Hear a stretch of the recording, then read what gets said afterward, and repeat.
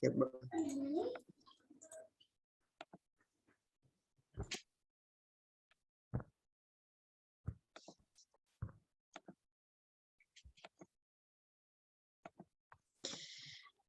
baik, a'udzubillahi minasyaitonirrajim. Bismillahirrahmanirrahim. Assalamualaikum warahmatullahi wabarakatuh. Waalaikumsalam. Waalaikumsalam warahmatullahi wabarakatuh. Innal hamdalillah nahmaduhu wa nasta'inuhu wa nastaghfiruh wa na'udzubillahi min syururi anfusina wa min sayyiati a'malina. May yahdihillahu fala mudhillalah wa may yudlil fala hadiyalah.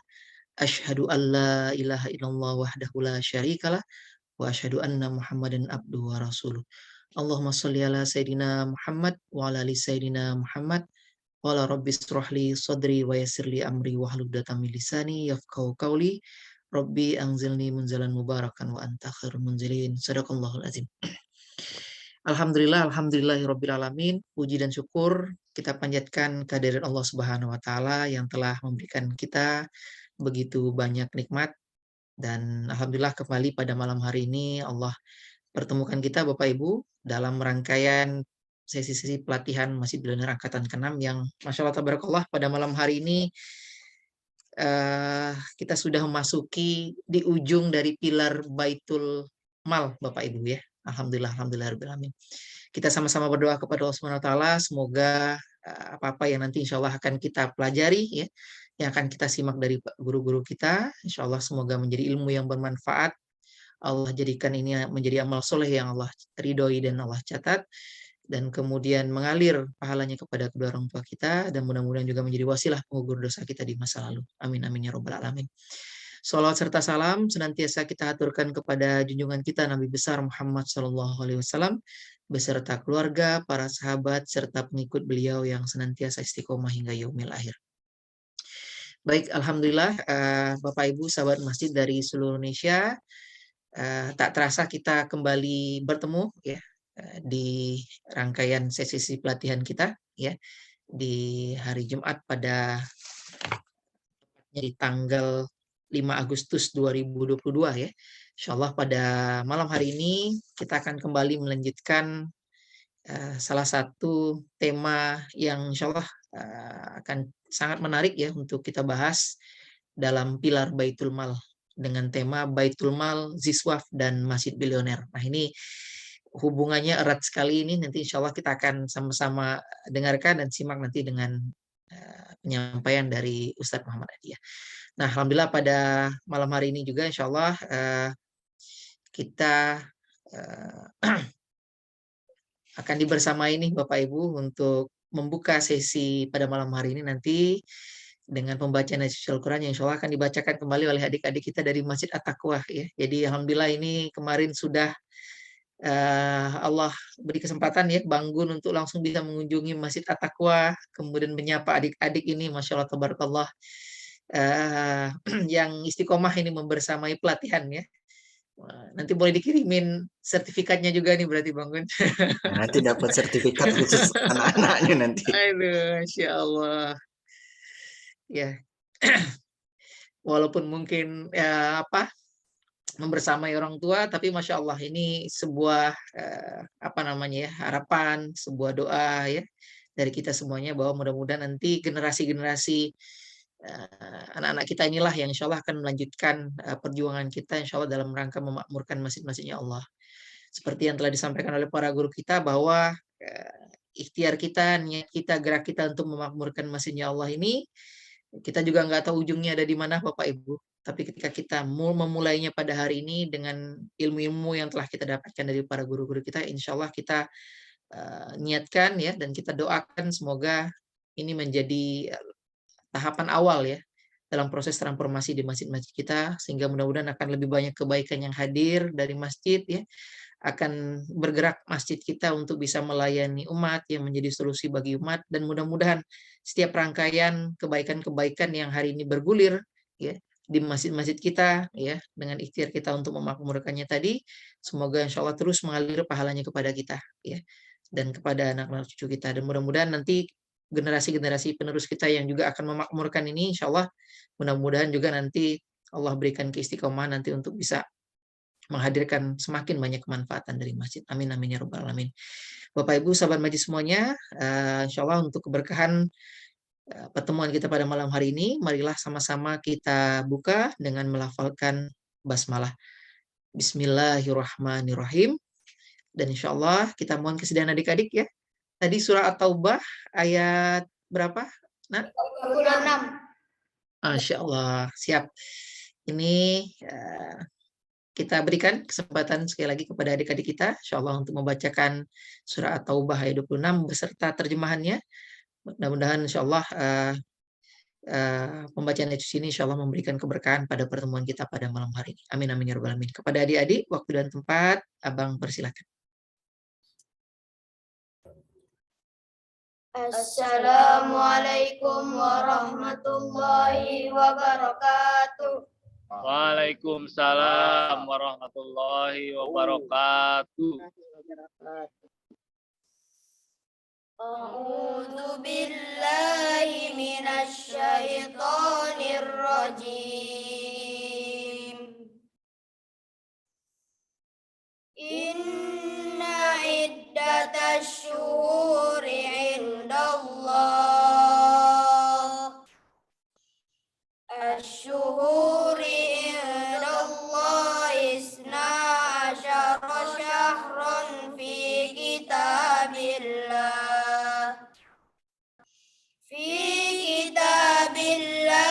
yauma khalaqas samawati wal ardh khalaqas samawati wal arda minha arba'atun hurum zalika dinul qayyim wa la tadlimu fihinna anfusakum fala tadlimu fihinna anfusakum wa qatilul musyrikina kaffah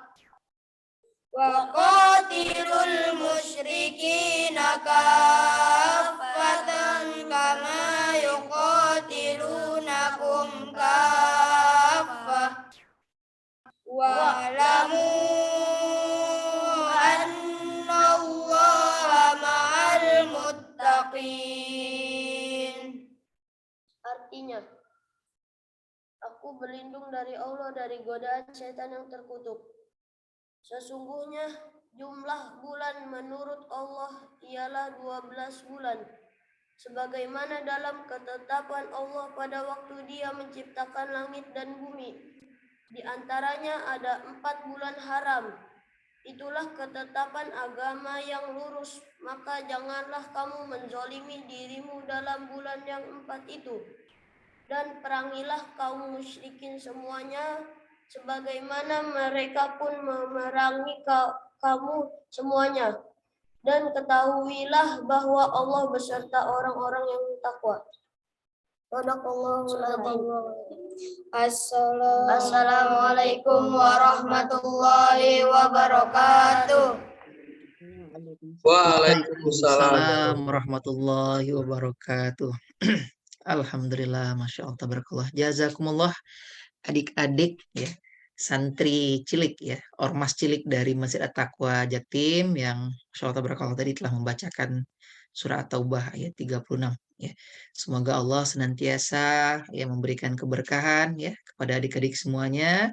Adik-adik dijadikan Allah anak-anak yang soleh, anak-anak yang cinta masjid, anak-anak yang insya Allah senantiasa juga cinta kepada Al-Quran. Amin amin ya rabbal alamin. Jazakumullah adik-adik ya. Terima kasih. Jangan bosan-bosan nanti membersamai pelatihan ya. Allah siap. Mudah-mudahan nanti Bang Gun datang lagi deh. Bang Gun ya. Ya Bung Ben katanya mau kesana. Oh ya siap, masya Allah. Ini siap-siap. Baik, alhamdulillah, rabbil alamin. Baik Bapak Ibu, tadi telah kita sama-sama simak dan dengarkan lantunan ayat suci Al-Quran yang dibacakan oleh adik-adik kita dari Masjid At-Taqwa Jatim. Ya, alhamdulillah. Baik, Bapak Ibu, sahabat majlis semuanya, pada malam hari ini, insya Allah kita akan kembali melanjutkan ya sesi pada pilar Baitul Mal ya. Jadi insya Allah cukup panjang kemarin telah dibedah ya rangkaian materi-materi awal terkait dengan pilar Baitul Mal, dan pada malam hari ini insya Allah kita akan membedah sebuah tema yang berjudul Baitul Mal, Siswaf dan Masjid Bilioner. Ya, apa hubungannya Baitul Mal kemudian dengan Ziswaf yaitu zakat, infak, sedekah serta wakaf, dan jalan kita masing-masing kita semuanya peserta dari pelatihan ini untuk nanti bisa menjadi masjid bilioner ya.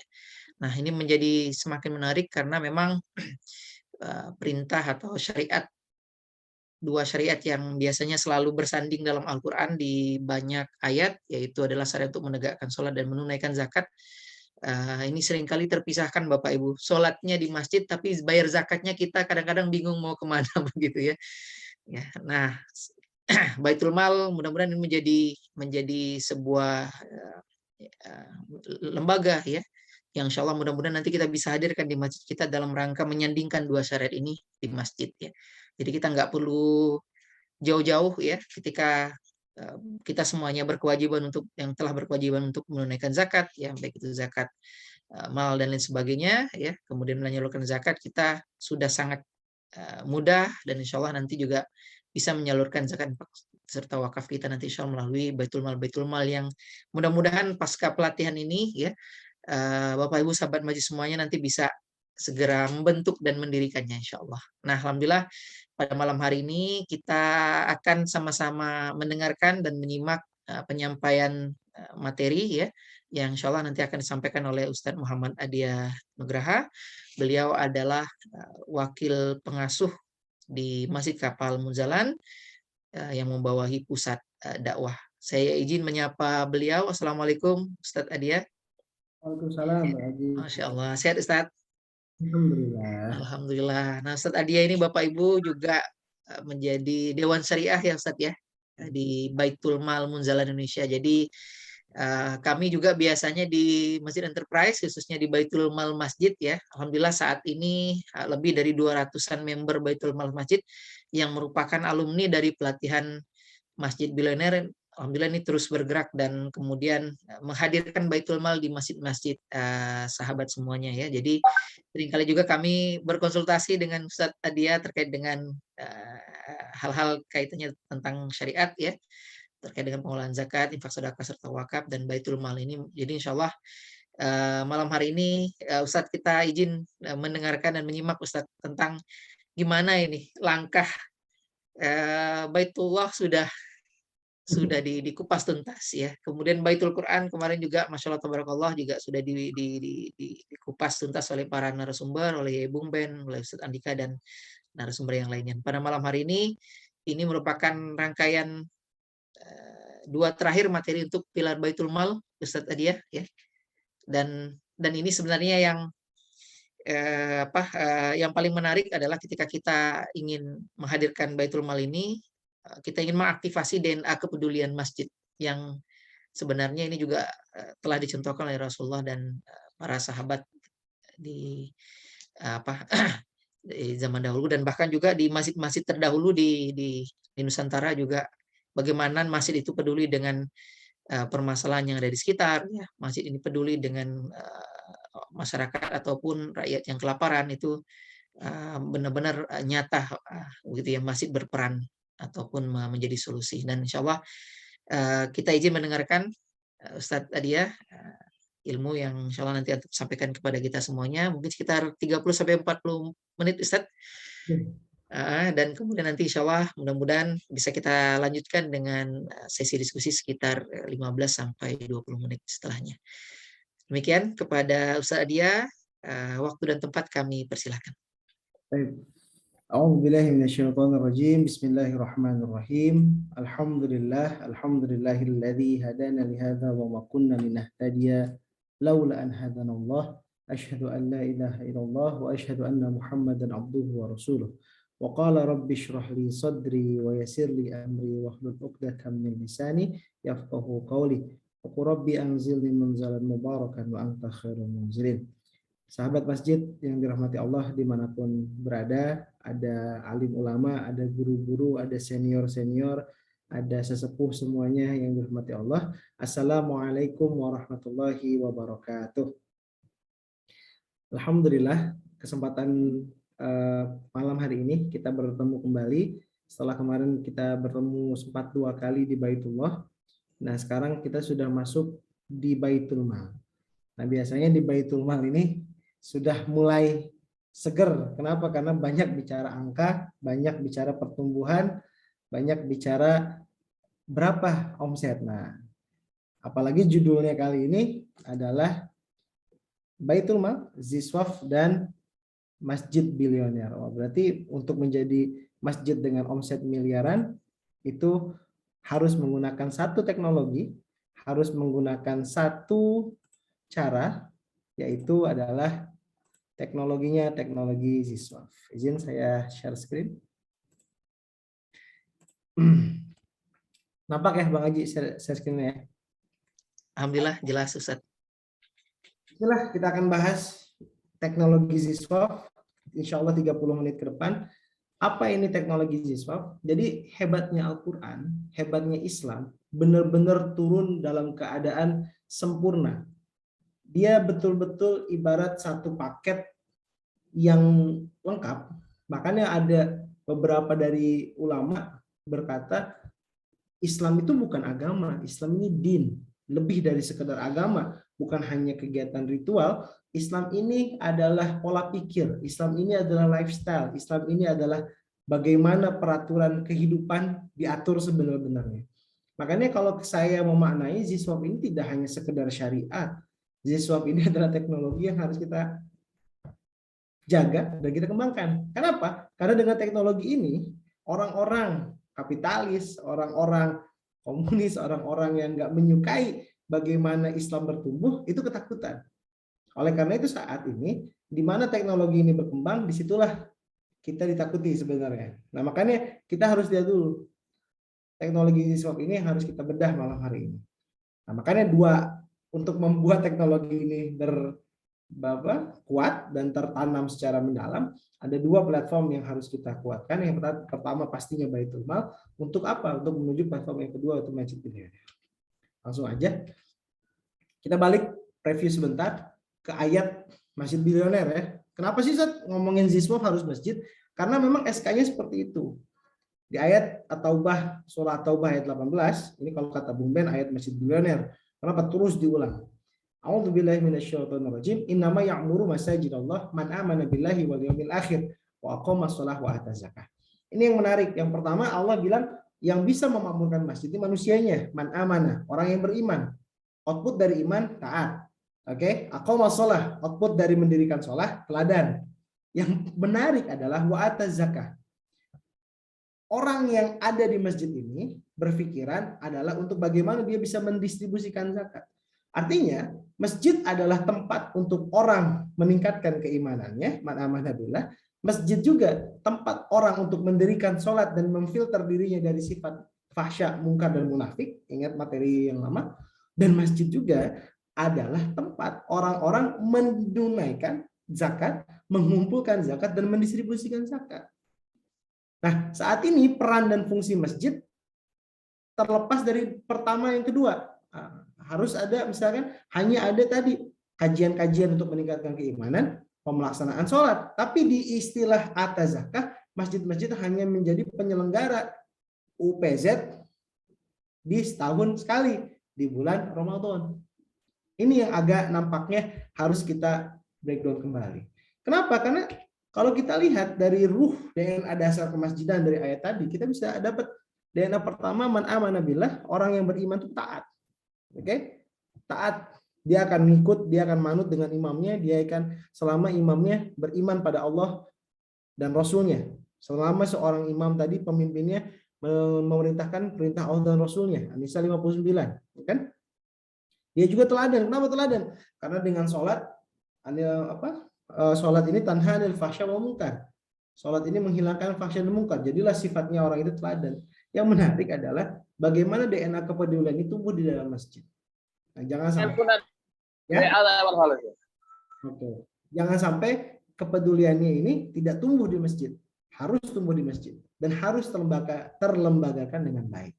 Barulah nanti ketika ini sudah tumbuh, sudah bisa tertanam dalam, barulah masuk ke dalam kemandirian yang kita bahas nanti di Baitul Muamalah. Abang kalian rahmati Allah, pertanyaannya, kenapa kita harus bikin Baitul Mal? Kenapa masjid harus ada Baitul Malnya? Karena dari Quran surah Fusilat ayat 6 dan 7, Allah berfirman, wa wailul lil musyrikin, maka kecelakaan yang besar. Ya, wail ini banyak. Wailil musallin alladzina hum salatihim sahun. Wailul lil mutaffifin, banyak ya. Kecelakaan-kecelakaan besar. Di sini kecelakaan bagi orang musyrik. Kalau kita ngomongin musyrik, di otak kita apa? Dukun. Ya kan? Keris petir, apapun itulah ya. Orang berpikir, oke, itu musyrik. Tapi ternyata ada dimensi musyrik yang kita nggak ketahui. Apa musyrik? Alladzina la yu'tuna zakah. Orang musyrik adalah orang yang tidak menunaikan zakat. Wahum bil akhirati hum kafirun. Orang-orang yang dengan hari akhirat mereka ingkar. Bro, bayar zakat. Kalau gue bayar zakat, duit gue habis. Enggak, ini buat akhirat. Allah, akhirat nanti aja. Ini adalah orang-orang yang musyrik. Makanya zakat ini memang dilaksanakan di dunia, dikeluarkan dari harta. Tapi ini bukti dari keimanan. Karena kalau orang tidak mengeluarkan zakat, dia musyrik. Jangan sampai banyak orang yang tidak mengeluarkan zakat karena tidak tahu. Jangan sampai banyak orang yang tidak mengeluarkan zakat karena kita tidak menempatkan. Tetangga kita misalkan nanti di hari hisab, kenapa nggak pernah bayar zakat? Orang masjid nggak pernah ngasih tahu saya. Coba gimana? Dipanggil, mana DKM? Wah, ya kita ketempuhan kan. Harusnya kita langgeng masuk surga, gara-gara ini kita punya PR. Nah, Bapak-bapak Ibu sekalian, masjid harus hadir menyampaikan ini kepada umat. Ketika kemarin kita riset, banyak orang yang tidak tahu. Banyak saudagar-saudagar, pengusaha-pengusaha, profesional, eksekutif yang tidak tahu bahwa zakat itu syariatnya berbeda dengan yang lain. Mereka berpikir, aku bayar zakat mendistribusikan sendiri, aku bayar zakat bayar ke keluarga yang sakit. Hari ini jangan sampai kita ini membedakan apa itu infak, apa itu zakat, apa itu wakaf, dan bahkan tidak tahu apa itu sedekah. Jadi ini urgensinya. Kenapa harus bikin Baitul Masjid? Kita akan menyelamatkan orang-orang agar terhindar dari sifat ini. Kita akan menghindarkan orang-orang agar terhindar dari kemusyrikan. Ini penting sekali. Ini jihadnya, jihad apa? Jihad tauhid, Bapak-bapak. Jadi kalau ngomongin Baitul Mal, ngomongin Baitul Mal pengen ngumpulin dana umat, bukan itu. Bapak-bapak sekarang bukan mengumpulkan dana umat untuk kepentingan pribadi, tidak. Kita mengumpulkan dana umat untuk mendistribusikannya. Artinya apa? Perspektif kita membuat Baitul Mal, membantu orang-orang yang tidak paham, membantu orang-orang yang tidak mengerti. Kita bantu agar apa? Agar mereka terhindar dari kemusyrikan. Ini angle-nya pertama. Ya, jangan sampai nanti kita berpikir, gengsi gue mah bikin Baitul Mal, masa minta-minta dana umat. Nah, ini yang harus kita pahami. Oke? Yang kedua, yang selanjutnya. Nah, ini perbedaannya. Kalau nanti ditanya, Ustadz, apa bedanya zakat, infak, sedekah, wakaf? Sedekah ini adalah bentuk umum, general dari semua kebaikan yang bisa kita kerjakan. Bahkan hadisnya Rasulullah, Rasulullah bersabda, kullu ma'rufin shadaqah. Semua kebaikan yang kita berikan itu sedekah. Walau antalqo akhoka biwajhi talqin, walaupun kita bertemu dengan saudara dengan wajah yang sumringah, itu termasuk sedekah. Jadi semua kebaikan yang kita kerjakan itu bisa dimaksud dengan sedekah. Semua kebaikan yang kita kerjakan untuk orang lain dan dirasakan manfaatnya untuk orang lain itu sedekah. Makanya sedekah ini bentuk general, bentuk umum dari semua kegiatan. Nah, yang berbeda adalah di infak, zakat dan wakaf. Apa itu infak? Infak ini adalah sedekah yang diberikan dalam bentuk materi. Dia harus ada wujudnya. Bro, infak apa bro? Gue infak tenaga. Kalau tenaga itu sedekah. Tapi kalau infak, bentuknya beras.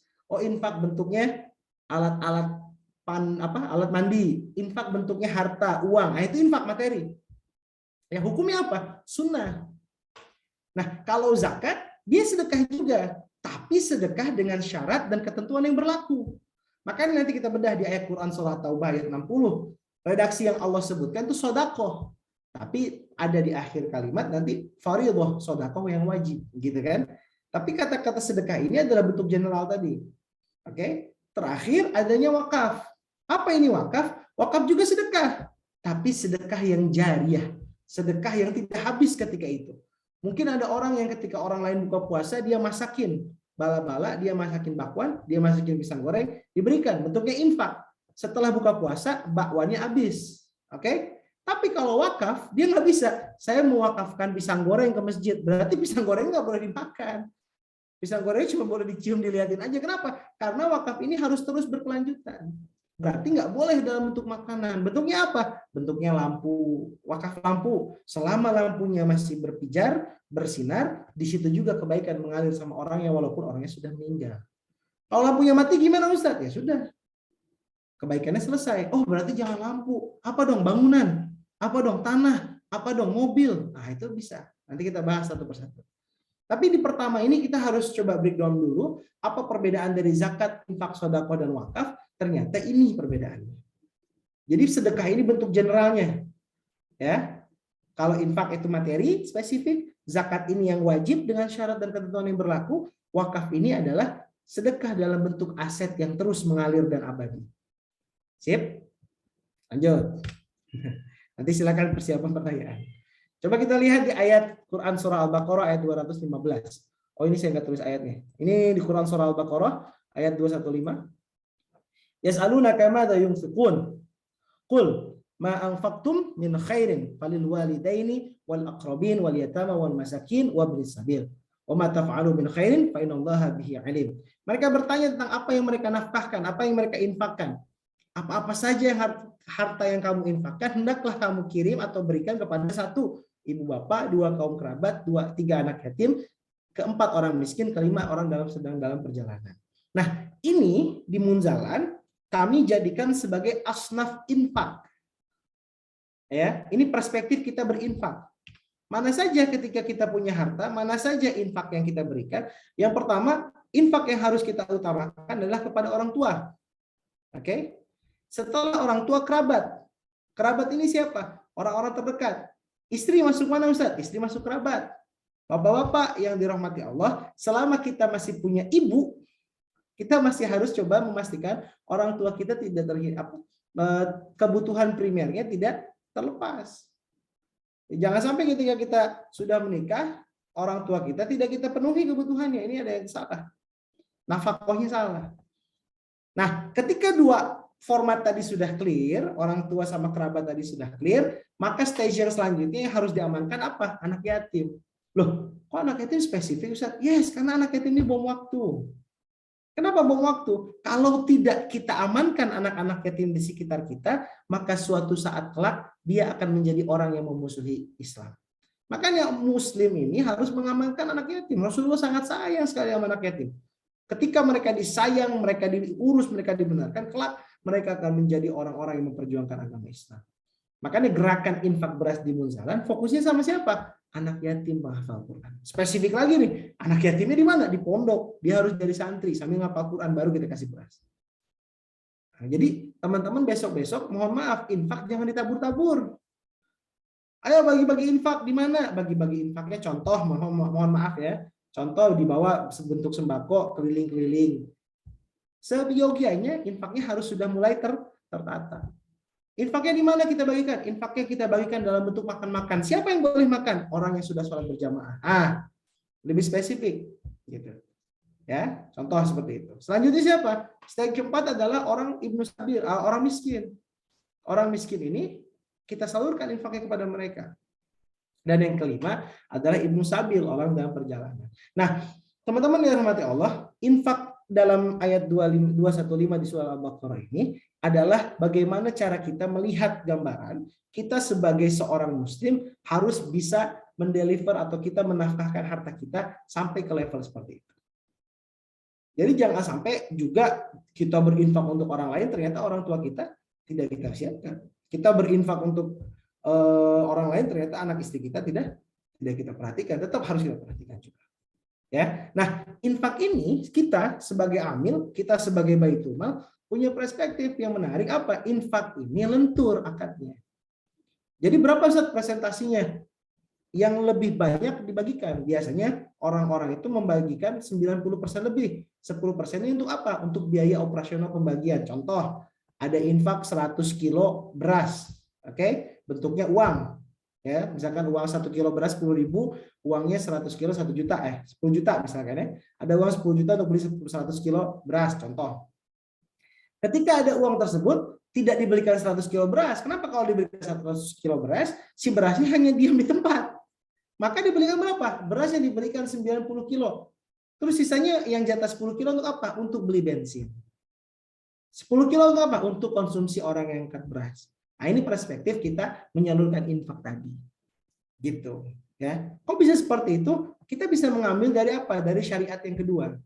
Syariat yang kedua adalah syariat zakat. Nah, ini spesifik. Kalau infak tadi kan deliver ya. Kalau infak tadi materi, bentuknya seperti itu. Ustaz, kalau saya membagikan infak saya keluar dari 5 asnaf tadi, 5 bagian tadi boleh nggak? Nggak usah kan. Contoh misalkan ada gerakan infak makanan kucing untuk kucing di jalanan, boleh nggak? Oh, boleh sekali, silakan. Ya, karena kalau ketika zamannya Umar bin Abdul Aziz, sampai burung di gunung saja disiapin makanannya sama Umar bin Abdul Aziz gitu ya. Artinya apa? Tapi ada prioritas. Jangan sampai kucing kita beliin makanan mahal, orang tua kita nggak mikirin. Nah, itu tadi yang perspektifnya. Sip.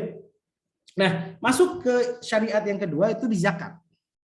Nah, makanya saya tadi bilang, Ustaz, kenapa bilangnya sodako itu menjadi umumnya? Ini bentuk buktinya. Di sini bunyi innamas sodaqatu, kan? Bahasanya sodako. Lil fuqara wal masakin wal amilin 'alaiha wa mu'allafati qulubuhum wa fir riqab wal agharimin wa fi sabilillah wa ibnis sabil. Faridatan minallah. Kata-kata fardhah ini artinya diwajibkan bagi Allah. Ketetapan yang diwajibkan. Artinya apa? Sedekah yang wajib dengan ketentuan yang berlaku, syarat dan ketentuan berlaku, kita sebut dengan zakat. Gitu ya. Jadi kalau ditanya zakat itu apa ya? Sedekah yang wajib, ada syarat dan ketentuannya. Maka kalau kita melihat perspektif dari zakat, kita lihatnya apa? Yang pertama, kalau kita lihat zakat adalah bagaimana subjeknya.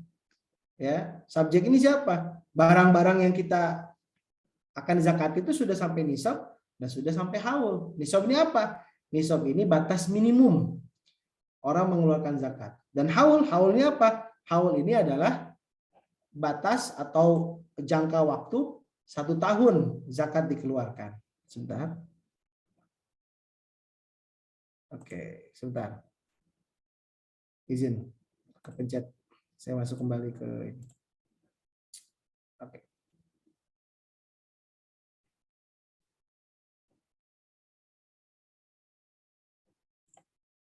Masih nampak Bang Haji slide-nya?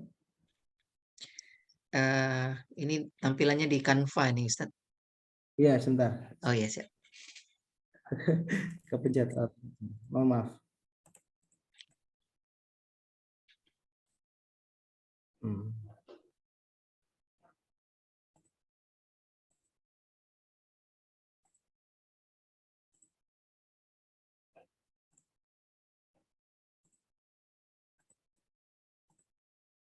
Sebentar ya.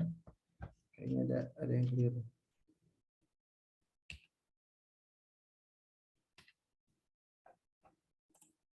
Oke, bisa screen on. Sebentar, ini zoom-nya belum keluar lagi.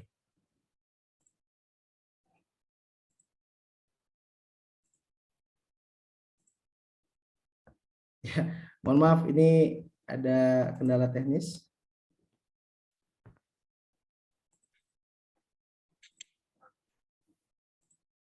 Biasanya ada jeda dia, Ustaz ya. Tampilkan ya. Saya zoom-nya belum bisa masuk. Oh ya, ini dia. Mohon maaf. Nah, jadi Bapak-bapak, Ibu-ibu, seperti itu. Ketika kita memahami zakat, maka kita harus memahami dulu orang yang mengeluarkan zakat tadi, barang yang dizakatinya harus mencapai haul. Haul itu jangka waktu 1 tahun dan harus mencapai nisab. Nah, ini lebih detailnya nanti kita bahas di pendampingan Baitul Mal, ya kan? Ada kelas pendampingan Baitul Mal, insya Allah akan bisa membahas secara detail bagaimana pembagian haul dan nisab tadi. Dan kalau berbicara tentang zakat, maka berangkatnya zakat ini berangkat dari 5 hukum dasar zakat atau objek zakat. Ini barangnya hanya 5 yang wajib dizakati. Yang pertama adalah zakat emas dan perak. Zakat emas dan perak ini menjadi landasan dasar, ya kalau bahasanya kita, menjadi induk utama bagaimana nanti ke depannya zakat-zakat itu bisa dikeluarkan. Ya. Nah, si emas punya haul sendiri, ya. Emas ada haulnya sendiri dan ada juga nisabnya sendiri. Dan itu masing-masing, ya. Nah, ini sudah bisa kembali. Bismillah. Oke. Nah, begitupun barang niaga, hewan ternak, hasil bumi, dan barang temuan. 5 objek benda ini adalah yang menjadi mendasari berangkatnya zakat. Nah, yang menarik, zakat ini berbeda dengan pajak, Bapak Ibu sekalian. Tidak semua barang kekayaan itu harus dizakatin. Makanya kalau misalkan ada yang datang ke Baitul Mal, Ustadz saya mau bayar zakat tahunan, oke. Benda apa saja yang mau dizakatin? Dia bawa surat tanah. Ini rumah saya, ini tanah saya, ini slip penghasilan saya. Nah, tidak semuanya dizakatin. Saya tanya, Bapak tanahnya mau dijual? Memang tanahnya dalam proses penjualan? Enggak, memang saya tinggalin. Tempat yang tidak produktif atau kita tinggalin itu nggak harus mengeluarkan zakat. Kecuali tanahnya disewakan atau tanahnya sedang memang tugasnya jual beli tanah, itu nanti ada perhitungannya sendiri. Contoh seperti tadi, ya, seperti itu. Ini penjelasannya memang 2 SKS sendiri untuk masalah syarat ketentuan zakat. Tapi perspektifnya kurang lebih seperti itu. Nah, yang menarik dari zakat di ayat At-Taubah ayat 60 tadi ada 8 asnaf yang harus dibebaskan. Coba kita tadaburi bareng-bareng, ya. Allah bilang tadi, innamas shadaqatu lil fuqara. Pertama, sedekah itu spesifik, zakat itu didistribusikan kepada fakir. Fakir, dan yang kedua miskin. Apa perbedaan fakir dan miskin? Kalau fakir, ini adalah orang yang sudah tidak bisa memenuhi kebutuhan hajat pribadinya. Bisa dikelompokkan sebagai orang yang ketika sudah miskin, ya, sudah tidak punya apa-apa, tidak punya daya juga. Contoh, mohon maaf, orangnya sedang sakitnya menahun. Dia tidak bisa kemana-mana, tidak bisa apa-apa. Ini kondisinya fakir. Maka orang-orang tersebut harus ada dalam pemeliharaan masjid, harus ada dalam pemeliharaan Baitul Mal. Ya. Selanjutnya miskin. Nah, beda dengan fakir. Kalau miskin ini, dia kondisinya bisa jadi miskin karena pola pikir yang belum besar. Miskin karena kekurangan modal, miskin karena kekurangan jaringan. Nah, orang-orang di sini bisa di-upgrade. Fisiknya masih bagus, ya kan? Ya, secara psikologis masih sehat, mental masih bisa dikembangkan. Nah, ini bisa dikembangkan. Ya. Selanjutnya yang menarik, setelah fakir dan miskin, asnaf yang ketiga adalah amil. Oh, ini keren banget Allah nyetingnya. Jadi distribusi zakat ini nggak boleh keluar dari yang 8 ini. Makanya nanti masjid-masjid mohon maaf, ya, Pak, kami membangun masjid ganti genteng pakai uang zakat dengan akad fisabilillah, itu nggak boleh. Ya, zakat ini spesifik untuk menyelesaikan permasalahan manusia. Makanya ini di sini yang dikeluarkan adalah untuk manusia. Ya, ini fakir manusianya, miskin manusianya. Nggak boleh nanti bikin rumah orang miskin pakai zakat. Ini bisa keliru. Ya, karena zakat ini sebenarnya adalah upaya atau syariat yang diberikan kepada orang agar orang itu bisa berdaya. Makanya zakat ini sangat sia-sia sekali pendistribusiannya, itu betul-betul bisa menyelesaikan program permasalahan masyarakat sosial. Nah, termasuk amil. Kenapa amil dimasukkan ke dalam Al-Quran? Kenapa ada jatah zakat yang diberikan kepada orang yang mengumpulkan? Ini karena amil ini adalah pekerjaan yang penting, Bapak Ibu sekalian. Kalau banyak orang berpikir, wah jangan ambil uang zakat, nanti kita nggak berkah. Salah. Ketika zakat diambil 12,5% dari jatah amil, inilah keberkahan yang sangat. Kenapa? Karena pekerjaan sebagai seorang amil adalah pekerjaan yang Allah perintahkan. Jadi ada SK-nya. Selain di 960, SK amil ada di mana? Ada di 9103 kan? Nah, amil ini spesifik, harus ada. Kenapa? Karena kalau tidak ada amil, tidak akan berlangsung keberlangsungan distribusi zakat tadi. Makanya ini krusial sekali. Ya. Yang keempat, adanya mu'alaf, orang yang masih condong hatinya. Baru masuk Islam atau sudah condong sama Islam, ini mu'alaf. Oke? Selanjutnya ada hamba sahaya. Siapa hamba sahaya? Orang yang dalam kondisi ya hamba sahaya. Ustaz, zaman sekarang nggak ada hamba sahaya. Ya, nggak ada. Tapi bisa jadi contoh misalkan orang korban human trafficking gitu ya. Pas segala macam itu bisa masuk dalam kategori hamba sahaya. Selanjutnya ada kategori gharim. Gharim ini apa? Orang yang punya hutang. Orang-orang yang punya hutang, bayangkan ya, orang-orang yang berhutang yang nggak tahu kemana lagi, dibebaskan oleh Baitul Mal hutangnya dan orang tersebut jadi orang bebas. Wah, keren banget. Tapi spesifik gharimnya harus jelas. Jangan gara-gara hutang kalah judi kita bayarin. Jangan hutangnya adalah hutang cicilan bank yang riba kita bayarin, nggak boleh. Syaratnya apa? Syarat orang gharim ini adalah dia tidak sedang bermaksiat untuk mendapatkan hutangnya. Contoh, anaknya mau sekolah misalkan, ya kan? Ya harus dibayarkan, akhirnya minjam uang. Atau contoh yang sangat krusial, sakit, kecelakaan, apa segala macam. Nah ini orang-orang dalam kondisi gharim, ini ketika dibebaskan, orang-orang tersebut akan menjadi loyalis penyemangat yang akan terus membersamai pergerakan. Selanjutnya fisabilillah. Nah ini fisabilillah ini orang-orang hebat. Siapa? Mereka yang menjadi benteng pertahanan kita. Takmir masjid masuk fisabilillah, guru-guru ngaji kampung masuk fisabilillah, anak-anak santri masuk fisabilillah. Ingat ya, zakat ini untuk orangnya, bukan untuk lembaganya. Kami menyalurkan zakat ke pesantren. Salah, Pak. Mau menyalurkan zakat untuk para santri via administrasi pondok gitu loh. Tapi santrinya, bukan lembaga pesantrennya. Nah, ini bisa keliru nanti kalau misalkan kita tidak paham. Selanjutnya Ibnu Sabil. Ibnu Sabil ini apa? Orang yang sudah kehabisan ongkos dalam perjalanan. Nah, berarti kalau orang-orang yang dalam proses deportase atau misalkan harus mudik ya. Kalau di Pontianak sering kita temukan orang-orang yang mencoba berangkat dari Jawa untuk berjualan di Pontianak, ternyata di sini sudah 2 tahun belum berbuah dan ingin pulang tidak punya ongkos. Nah, itu biasanya kita bantu dari Baitul Mal. Dari mana, Pak? Dari Garut, orang tua saya sakit, ayo ke Baitul Mal. Dibelikan tiket. Tapi jangan dikasih uangnya. Kalau dikasih uangnya biasanya mohon maaf, langsung diberikan dalam bentuk tiket baru diantarkan ke bandara. Nah, itu kurang lebih seperti itu misalnya. Oke, ini preface dari zakat. Terakhir, setelah kita memahami zakat, baru kita akan masuk ke dalam kategori wakaf. Nah, wakaf ini apa? Wakaf ini ketika dalam hadis Rasulullah tentang idza mata ibnu adam in qata'a anhu amaluhu illa min thalatha. Ketika seorang manusia mati terputus dari 3 hal, kecuali shadaqatin jariyatin. Sedekah lagi nih, Pak, yang disebutnya. Sedekah yang apa? Yang jariyah, sedekah yang terus mengalir, sedekah yang tidak habis. Nah, kata-kata sedekah jariyah ini diekstrakan menjadi kata wakaf. Wakaf ini apa? Wakaf ini adalah sedekah yang tadi ilmunya atau bahannya atau barangnya tidak habis dalam sekali pemakaian, tapi terus bisa digunakan berkali-kali. Nah, wakaf ini ada jenisnya. Ini yang biasanya banyak yang belum tahu, ya kan? Dari jenis akadnya ada satu wakaf khairi. Wakaf khairi ini ditujukan khusus. Contoh misalkan saya ingin mewakafkan tanah saya untuk umat. Nazir yang saya tunjuk adalah masjid ini. Silakan diurus nanti silakan digunakan tanah ini contohnya atau rumah ini untuk kemaslahatan umat. Itu khairi. Kita tunjuk siapa orang yang mengelolanya. Kalau orang yang mengelolanya tidak amanah, kita tunjuk orang yang lain. Ambil amanah tadi, tunjuk, itu boleh wakaf khairi. Yang kedua nama wakaf ahli. Ini bagi yang tidak tahu nih.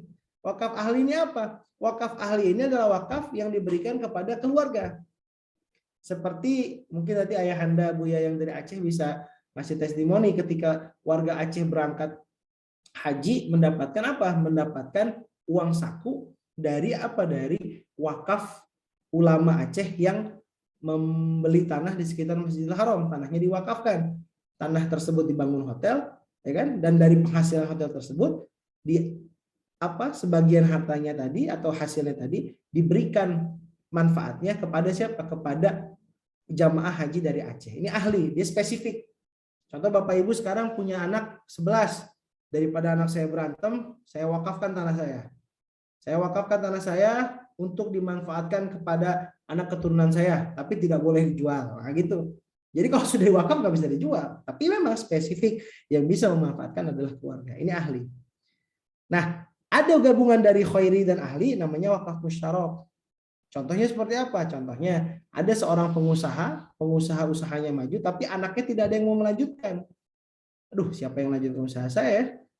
Satu segi dia ingin mewakafkan tapi dia khawatir kalau hartanya diwakafkan semua, anak istrinya nggak bisa makan. Akhirnya diambil akad wakaf musyarah. Saya wakafkan bisnis saya tunjuk nazirnya, tapi nanti 40% dari hasil pengelolaannya saya berikan kepada keluarga saya. Nah, itu namanya wakaf musyarah. Nanti detailnya kita belajar di bab wakaf. Nah, yang menarik, ini dari bentuknya. Ada bentuknya namanya wakaf aset, yang diberikan asetnya bisa mobil, bisa motor, bisa apa. Kalau di Munzalah ada yang menarik, motor-motor wakaf kita tulisin, ini motor wakaf. Makanya kalau kita distribusi motor bareng ada nama klubnya, BMW, barisan motor wakaf, gitu kan, warna merah putih tulisan ini motor wakaf. Ya, nah motor wakaf ini, aset-aset ini adalah aset yang diberikan langsung bentuknya aset. Tapi ada juga yang bentuknya manfaat. Contoh misalkan, Bapak Ibu pengusaha hotel, ya kan? Bapak Ibu ingin mewakafkan manfaatnya, hilang ke masjid-masjid. Kalau nanti masjid butuh hotel, ya kan, untuk menginapkan ulama, menginapkan guru-guru, maka boleh digunakan secara gratis dengan akad wakaf manfaat. Atau jangan hotel lah, mobil. Ketika nanti ada tamu, ketika nanti ada distribusi, silakan pakai mobil saya. Akadnya apa? Akad wakaf manfaat. Manfaatnya digunakan, tapi asetnya tidak berpindah. Nah, ini bisa kita coba kembangkan ya. Nah, jadi inilah wakaf adalah harta yang tadi akan terus abadi. Bapak-bapak Ibu sekalian, perspektif inilah yang harus kita jaga. Ziswaf ini instrumen yang ketiganya tadi, zakat, infak, dan wakaf tadi adalah sedekah yang instrumen yang tidak bisa dipisah-pisah. Kalau ada asetnya wakaf, tapi tidak ada zakat untuk mengelola engine-nya, tidak ada wakaf untuk menghidupi kegiatannya, sedekah untuk atau infak untuk menghidupi kegiatannya, maka nggak bakal kemana-mana. Banyaklah aset wakaf yang mangkrak. Itulah kenapa saat ini puluhan juta hektar aset tanah wakaf nggak bergerak kemana-mana. Kenapa? Karena memang tidak ada engine-nya, cuman ada barangnya, tapi tidak ada bahan bakarnya. Bahan bakarnya di mana? Di zakat. Bahan bakarnya di mana? Di infak. Itu yang akan terus menggerakkan. Gitu loh. Tapi percuma juga kalau ada orang-orang yang punya infak, mengelola infak, tapi tidak menyiapkan wakaf. Dia tidak akan bertahan, gitu. Tidak akan bertahan. Makanya tiga hal ini tidak bisa dipisahkan.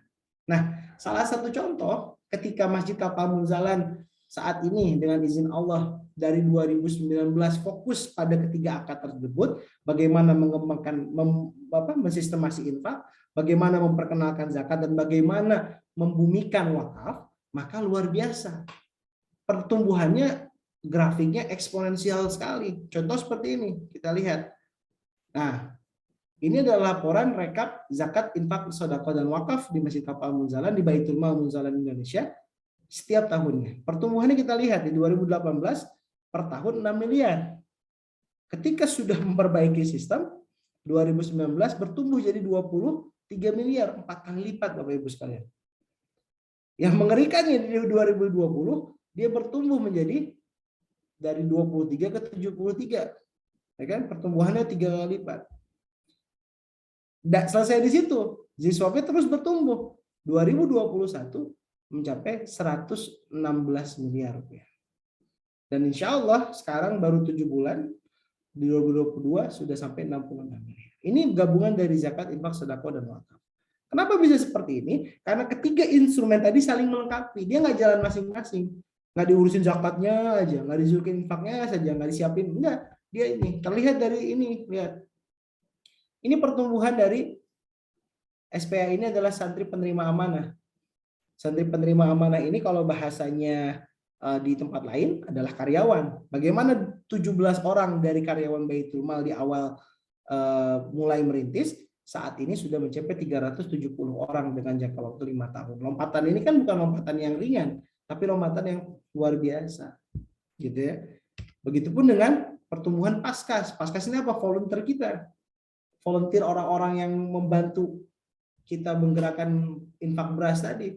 Sudah ada di 125 kota kabupaten di seluruh Indonesia. Yang awalnya hanya 33 titik, sekarang ada di 125 titik. Yang mana 102-nya sudah aktif, yang sisanya masih dalam proses percobaan. Ini berarti bagaimana pergerakan yang hanya mengumpulkan beras dan mengantarkan beras ke pesantren sudah diduplikasi di 125 kota. Oh, saya nggak percaya, boleh Bapak Ibu sekalian yang di daerahnya cari mana paskasnya, temui, ikut distribusi beras, biar nanti kerasa feel-nya. Oh, ternyata pondok-pondok daerah saya nih banyak yang kurang ini ya, beras sudah sama Paskas, masjid kami akan menyumbang pakaian, masjid kami akan menyumbang Qur'annya, masjid kami menyumbang lauknya. Oh, ahlan mas ahlan. Itu yang kita cari. Ya. Selanjutnya ini pertumbuhan dari cabang dari Baitul Mal tadi. Saat ini di 2018 adalah satu cabang, dan alhamdulillah dengan izin Allah teman-teman Baitul Mal dengan pimpinan Bang Imam Mutakin sudah mencapai 30 cabang hari. Nanti insya Allah ada sesi dari Bang Imam dan Mas Jati Sasongko yang akan mendetailkan bagaimana sih Baitul Mal, dan insya Allah nanti tim Baitul Mal Munzal Indonesia akan membuat Baitul Mal Academy. Jadi jangan khawatir Bapak Ibu sekalian, ketika nanti mau bikin Baitul Mal di masjid, insya Allah akan kita dampingi di Baitul Mal Academy. Detail-detailnya bagaimana pengaturan keuangan, bagaimana regulasi, bagaimana mengatur sumber daya manusia, insya Allah amal jariah dari tim Baitul Mal dan amal sosial Masjid Tapak Munzal akan menyiapkan itu semua. Ya, selanjutnya kalau kita lihat aset, ini asetnya hanya di Baitul Mal. Karena kalau misalkan aset di Masjid Kapal, dia lebih komprehensif lagi. Aset di Baitul Malnya saja, dari tadinya hanya memegang aset 10 miliar rupiah, ya di 2009, sekarang asetnya sudah sampai di 56 miliar. Asetnya Baitul Mal itu bentuknya apa Ustaz? Asetnya Baitul Mal bentuknya kendaraan, oke, bentuknya alat perang seperti laptop, motor, laptop, kendaraan tadi, motor mobil, laptop, alat-alat elektronik lainnya. Sedangkan gedung tidak dihitung di sini. Gedung ada di mana? Gedung, tanah itu ada di aset Masjid Tapak Munzal. Yang kalau sekarang secara kasar kurang lebih mencapai 250 miliar lebih nilai dari aset wakaf Masjid Tapak Munzal. Semuanya punya umat. Nadirnya Masjid Tapak Munzal. Itu pun dalam hari ini sudah dalam proses ditahan-tahan. Jangan sampai banyak, karena sudah banyak pihak yang akan memberikan, kami masih mencoba menahan. Nah, gambaran tadi, angka-angka tadi adalah angka-angka untuk membuat kita bisa sadar, oh, bukan berarti kita habis ini akan membuat Baitul Mal. Ayo kita bikin Baitul Mal besok. Tapi lupa step Baitul Qur'annya. Tapi lupa step Baitullahnya. Tadi yang membuat peningkatan itu luar biasa, itu bukan hebatnya sistemnya saja, tapi hebatnya Allah mengatur itu semua.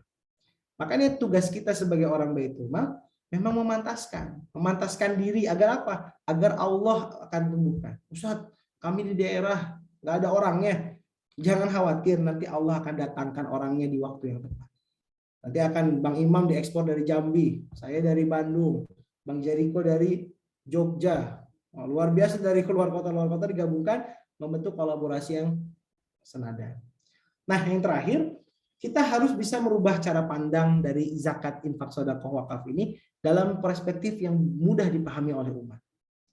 Infak, zakat itu bukan infak itu bukan memberikan harta begitu saja. Infak ini apa? Infak ini menabung. Kenapa? Karena ketika kita memberikan kebutuhan sesuai dengan atau memberikan harta kita di jalan Allah, maka semua kebutuhan kita pasti akan Allah penuhi. Jadi konsepnya infak itu apa? Nabung. Kalau ada kotak infak nanti besok lewat di masjid, kita keluarkan harta terbaik kita. Kenapa? Nabung. Nanti Allah balikin di waktu yang kita butuhkan. Kalau zakat, perspektifnya apa? Asuransi. Kok seperti itu? Ya, karena yang 2,5% yang dikeluarkan itu akan menjadi pembersih untuk yang 97,5. Dan 2,5% yang keluarkan itu akan mendapatkan pahala dari 2,5% tadi, dan yang 97,5 akan mendapatkan keberkahan dan keberlimpahan. Oh, ini insurance. Kita perlindungan lewat apa? Lewat zakat. Ya. Mohon maaf kalau teman-teman di sini ada agen asuransi syariah ataupun apapun itu. Tapi kalau misalkan kita memandang, kenapa kita harus bayar zakat? Ini perlindungan. Mau dilindungi hartanya, mau dilindungi jiwanya, mau dilindungi keluarganya, bayar zakat. Insya Allah nggak perlu sakit, nggak perlu apa-apa, semuanya sehat. Kalaupun harus sakit, Allah mudahkan, Allah gampangkan, Allah lancarkan semua. Contoh seperti itu. Dan yang paling penting perspektif kita untuk wakaf ini yang keren. Kalau kemarin banyak orang di 2020, apalagi pas corona banyak yang di PHK, masya Allah, tabarakallah ya, banyak orang yang habis uangnya karena investasi bodong. Entah itu cryptocurrency, entah itu saham, entah itu apa, walau alam. Tapi yang harus kita tanamkan, bagaimana investasi yang tidak akan pernah rugi, itu namanya wakaf. Tanam tanah, beli sakran, semen satu sak, ya 100.000, ditanam jadi masjid, selama masjidnya digunakan, selama itu juga kita akan mendapatkan pahala. The real investment. Ibarat ketika kita tidur di dalam kubur, bangun-bangun kita berpikir, paling pahala saya cuma satu kantong. Pas kita lihat ada beberapa kontainer, kok bisa nambah kayak gitu? Iya, selama kamu tidur di alam kubur, nah itulah kebaikan-kebaikan yang mengalir. Wah, luar biasa gitu kan. Ini perspektif yang harus kita coba rubah cara pandang ini kepada umat agar sama-sama memahami perspektif yang sama. Kenapa sih banyak orang yang jarang infak? Kenapa sih banyak orang yang tidak zakat? Kenapa sih banyak orang yang enggan wakaf? Satu, tidak paham, tidak mengerti. Dan kita juga tidak memahamkan dengan pola pikir yang meringan.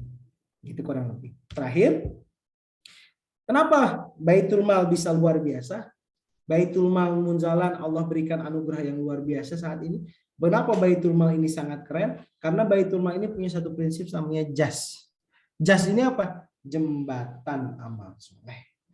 Bagaimana perspektif Baitul Mal tadi tidak mengumpulkan harta, tidak mengumpulkan pencapaian, tidak membacakan dengan bangga saldo yang diberikan. Semua angka yang antum lihat tadi itu didistribusikan dengan detail.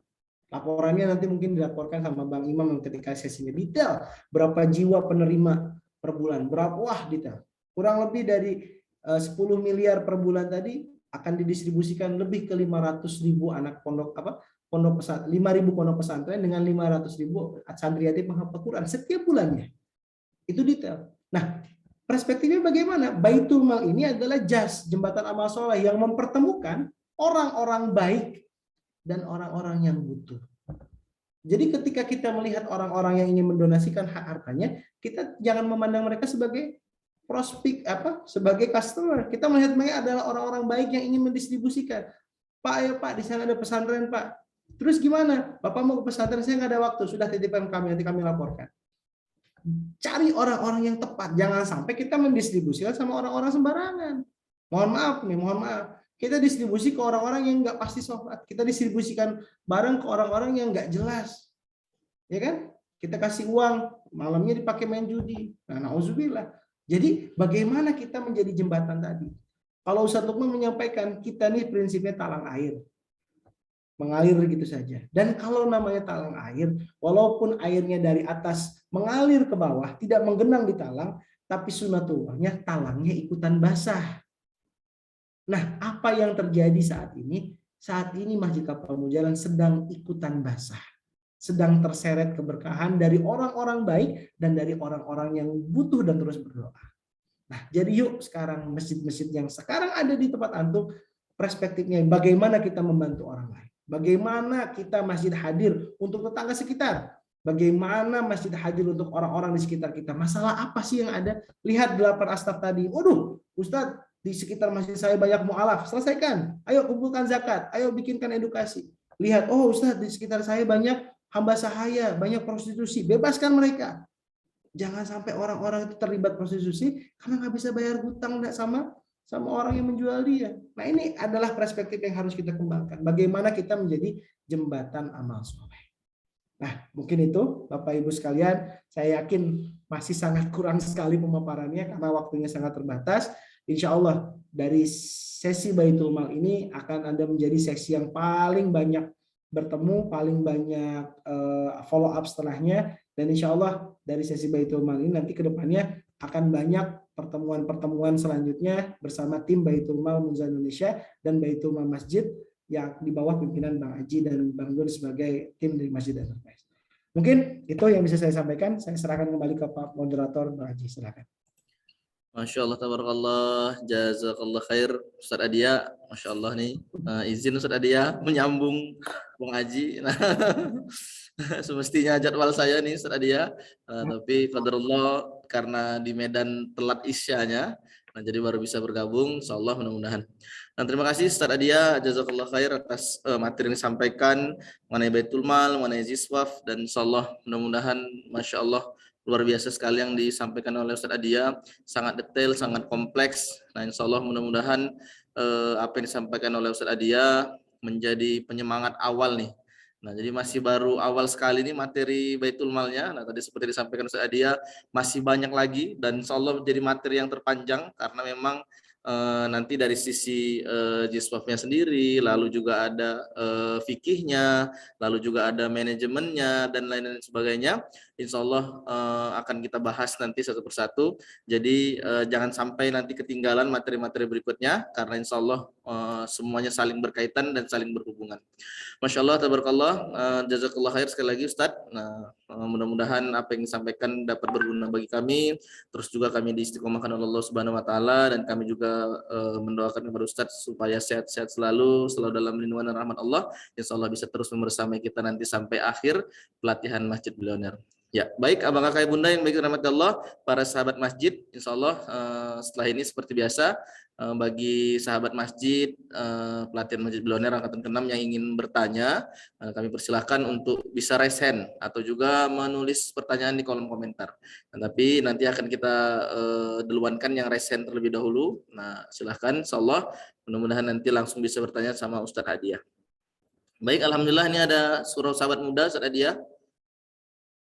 Tafadol, kakak, persilahkan.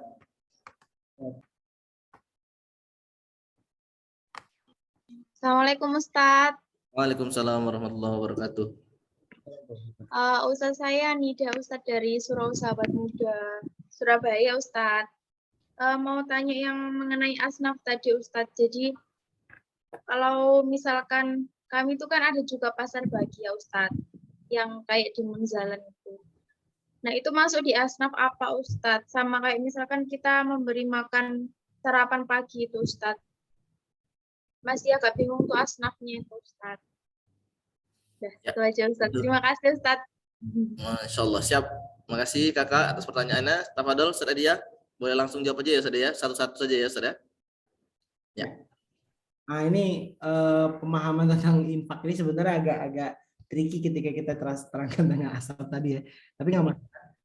Sepertinya menjadi prioritas Kak. Jadi Bang Kasih tadi bilang infak ini tidak ada ikatan yang paten seperti zakat. Kalau zakat nggak boleh keluar dari yang 8 asnaf tadi. Tapi kalau infak yang 5 tadi jadi prioritas utama. Ustadz di tempat kami tidak ada masalah yang 5 tadi misalkan. Dana infak masjid yang sudah terkumpul, sudah terbebas dari kepentingan keluarga tadi kan. Dilihat anak yatimnya tidak ada, dilihat orang miskin yang mungkin tidak banyak, dan tidak ada orang dalam kebutuhan safar. Ini gimana? Oh makan silahkan. Silahkan nanti dibagikan dengan bentuk apapun. Ustadz dana sedekah ini mau kita belikan sound system baru, mahal-mahalan. Tapi sebaiknya kalau untuk aset dari dana wakaf. Makanya yang sering terjadi di masjid itu adalah bagaimana akad terjalin. Contoh misalkan kenceleng masjid jangan dihabisin kencelengnya, itu buat bangun apa? Buat bangun tempat wudhu. Nah ini bisa jadi benar ketika akad kencelengnya adalah wakaf. Kalau akad kencelengnya wakaf nggak boleh dipakai makan-makan. Tapi kalau akad kencelengnya infak, oh itu boleh makan-makan, bebas gitu kan, dipakai untuk makan-makan orang masjid. Tapi kalau dibikin makan-makan di rumah sendiri masing-masing nggak boleh, ya kan? Makanya kalau di Masjid Kapal Munzalan ada triknya nih Pak. Kotak infak yang ada itu apa tulisannya? Infak pergerakan dakwah dan kemaslahatan yang terkait dengannya. Disitulah nanti semua program kemaslahatan dakwah boleh kita kerjakan di situ dari dana infak tadi. Sedangkan wakaf dia spesifik. Misalkan kita akan membangun ini dana wakaf pembangunan masjid, dana wakaf pembangunan madrasah, dana wakaf peluasan lahan. Nah itu beda. Nah dana wakaf ini tidak boleh diambil, dia harus didistribusikan, harus jadi barang, tidak boleh dijadikan konsumsi gitu ya. Nah kalau tadi dananya infak sejatinya dia lebih lentur. Ustaz terus gimana kalau kita tadi pertanyaannya habis sholat Jumat ada makan-makan, hari Ahad ibu-ibu ngaji diberikan pasar bahagia, hari subuh-subuh habis ngaji ada makan-makan. Itu dari mana ngambilnya? Bisa dari kenceleng masjid dengan akad yang luas tadi atau dengan fundraising khusus. Contoh seperti gerakan infak beras. Gerakan infak beras, akadnya apa? Akan didistribusikan menjadi beras untuk santri, penghafal Quran dan fisabilillah. Nah, itu akad yang dibuat. Jadi kalau misalkan nanti bikin gerakan, yuk sama-sama kita infak gerakan berkah subuh. Untuk apa? Untuk makan setelah subuh. Nah, itu gerakan apa? Infak yang spesifik akadnya. Nah, jadi kalau akad infak ini kita bisa ngatur sesuai dengan kebutuhan kita. Inilah keberkahan dari Islam, hebatnya Islam itu apa? Bisa fleksibel akadnya di sedekah atau di infak tadi. Gitu ya. Jadi teman-teman kalau tadi lihat di asnaf tadi sebenarnya yang di 215 itu bagaimana kita sebagai manusia melihat apa yang kita prioritaskan untuk kita infakkan. Pertama orang tua dulu, setelah orang tua kerabat, istri, anak, setelah itu baru anak yatim segala macam. Nah, begitu pun masjid melihat, oke, anak yatim di sekitar masjid sudah, orang miskin, Ibnu Sabil, oh sudah semua, oke, apalagi yang belum? Oh ngajak orang ke masjid, apalagi bikin agak kegiatan anak muda, apalagi? Nah, seperti itu. Dan biasanya trik di Masjid Kapal Munzalan, program-program tidak menunggu uang terkumpul. Nih triknya, bikin program dulu pasti duitnya datang. Gitu Pak ya. Jangan nunggu uang baru ada program. Bikin program dulu pasti uangnya datang. Ah Ustadz saya udah bikin program duit saya yang keluar. Nah itu. Awalnya gitu dulu tuh duitnya tuh. Nah, muda juga gitu. Oh duit saya habis lah dimarahin istri kata dia kan. Gitu. Kayak gitu kan. Nah, kita enggak tahu. Berbuat dulu biasanya kita tuh. Jadi kalau di kita tuh kalau di pertanyaannya program dulu apa duit dulu? Program dulu baru duitnya datang. Gitu ya. Kalau udah program uangnya nanti datang. Nah, gitu kurang lebih Kak dari sahabat ya, surau sahabat muda ya. Jadi silakan infaknya dikembangkan, tidak terpaku pada akad tadi. Kalau tadi hanya perspektif prioritas aja ketika kita nanti menafkahkan harta kita. Kurang lebih kayak gitu. Ya, Masya Allah, tabarakallah. Siap. Gimana kakak? Alhamdulillah jelas ya. Ya, siap. Insyaallah kita lanjutkan ini. Tadi ada dari Al-Mukhtariyah. Nah, dari Masjid Al-Mukhtariyah. Silakan, tafadhol, Bapak.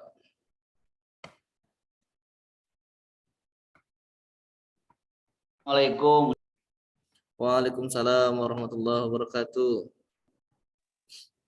Ya, silakan, Pak Deden ya. Ya, ini keren banget ini materinya luar biasa. Ustaz Adia juga keren ya kan? Luar biasa nih. Jadi selama ini kita dengar infak, kita dengar zakat, kita dengar wakaf. Tetapi malam ini saya punya formulasi yang komprehensif, semua konsep itu jadi satu dan indah banget ini materi ini, luar biasa. Itu luar biasa.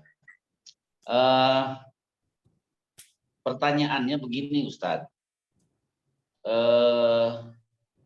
Seringkali di tataran teknis kita itu kesulitan untuk bagaimana memotivasi umat gitu ya, kemudian menggerakkan gitu. Karena yang biasa kita lakukan ya apa diumumkan begitu ya, terbatas dengan metode-metode yang biasa yang konvensional gitu. Nah, kita ingin ada semacam tips and trick gitu dari Ustadz nih yang bikin greget gitu ya, sehingga umat itu gitu untuk infak sedekah itu luar biasa gitu. Ini tip dan triknya ini yang kita harapkan supaya bisa dilaksanakan di sini. Itu Ustadz, terima kasih. Assalamualaikum warahmatullahi wabarakatuh. Waalaikumsalam warahmatullahi wabarakatuh. Siap, Pak Deden. Ya, tafadhol Ustaz Adia. Terus Pak Deden ya. Belajar dari apa yang diajarkan sama Ustadz Lukman, dari infak, zakat dan wakaf, itu kita mengawali dengan infak. Kenapa? Karena infak paling lentur. Kalau boleh jujur, Masjid Kapal Munzalan, Baitul Mal belum fokus ngurus zakat. Karena zakat ini sangat fleksibel. Kami menyiapkan infrastruktur manusianya dulu untuk betul-betul cakap dan siap untuk menghandle zakat. Saat ini zakat belum sampai 1 miliar kalau kita lihat per bulannya. Berbeda dengan sedekah yang sudah sampai ke angka 8 miliar. Nah, apa sebesar itu? Karena satu kunci yang ditanamkan sama Ustadz Lukman adalah start small, start easy. Bagaimana si sedekah tadi, infak tadi, itu mudah bisa dikerjakan oleh siapapun. Makanya campaign kami adalah nggak campaign yang contoh mohon maaf ya, ayo kita berikan lahan masjid atau misalkan beli karpet masjid, per meternya 500.000, terlalu berat untuk beberapa orang. Kami punya data, oke, kebutuhan santri itu contoh adalah 100 ton. Kita nggak langsung fundraising per 1 ton, tidak, tapi kita pecah. Karena kita berpikir seperti ini, 1 kali 5 itu sama dengan 5. Tapi 5 kali 1 sama juga 5. Bedanya apa? Kalau 5 kali 1 ada orang ngasih 5, tapi sekali, Pak. Tapi kalau 1 kali 5 ada orang ngasih 1, tapi 5 kali. Nah, kami lebih memilih yang 1 kali 5. Jadi kecil-kecil, 25.000 1 bulan. Akhirnya dengan 25.000 1 bulan itu semua orang bisa. Bahkan anak SD, anak SMP itu bisa. Kampanye apa? Yuk sedekah 1.000 sehari, 25.000 per bulan, didoakan ribuan santri.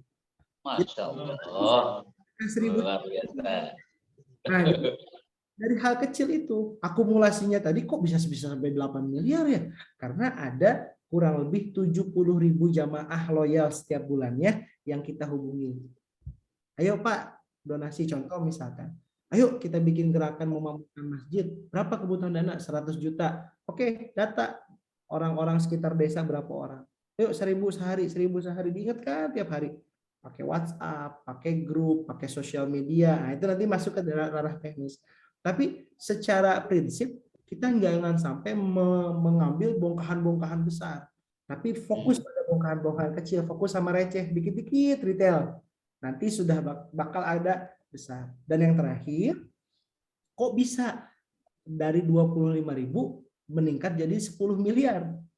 Nah, itu di luar kapasitas kami menjawabnya. Kenapa? Karena selalu ketika ada penurunan donasi setiap bulannya, kami tidak menggunakan sistem. Kami pasti mencari kesalahan dari tim dan kami pribadi. Coba cek handphonenya, siapa yang pacaran, siapa yang nonton sembarangan, siapa yang bulan ini. Kenapa? Ketika ada penurunan donasi sudah dapat dipastikan ada maksiat di dalam organisasi. Jadi ketika turun itu apa? Berarti Allah sedang tidak membuat kita pantas.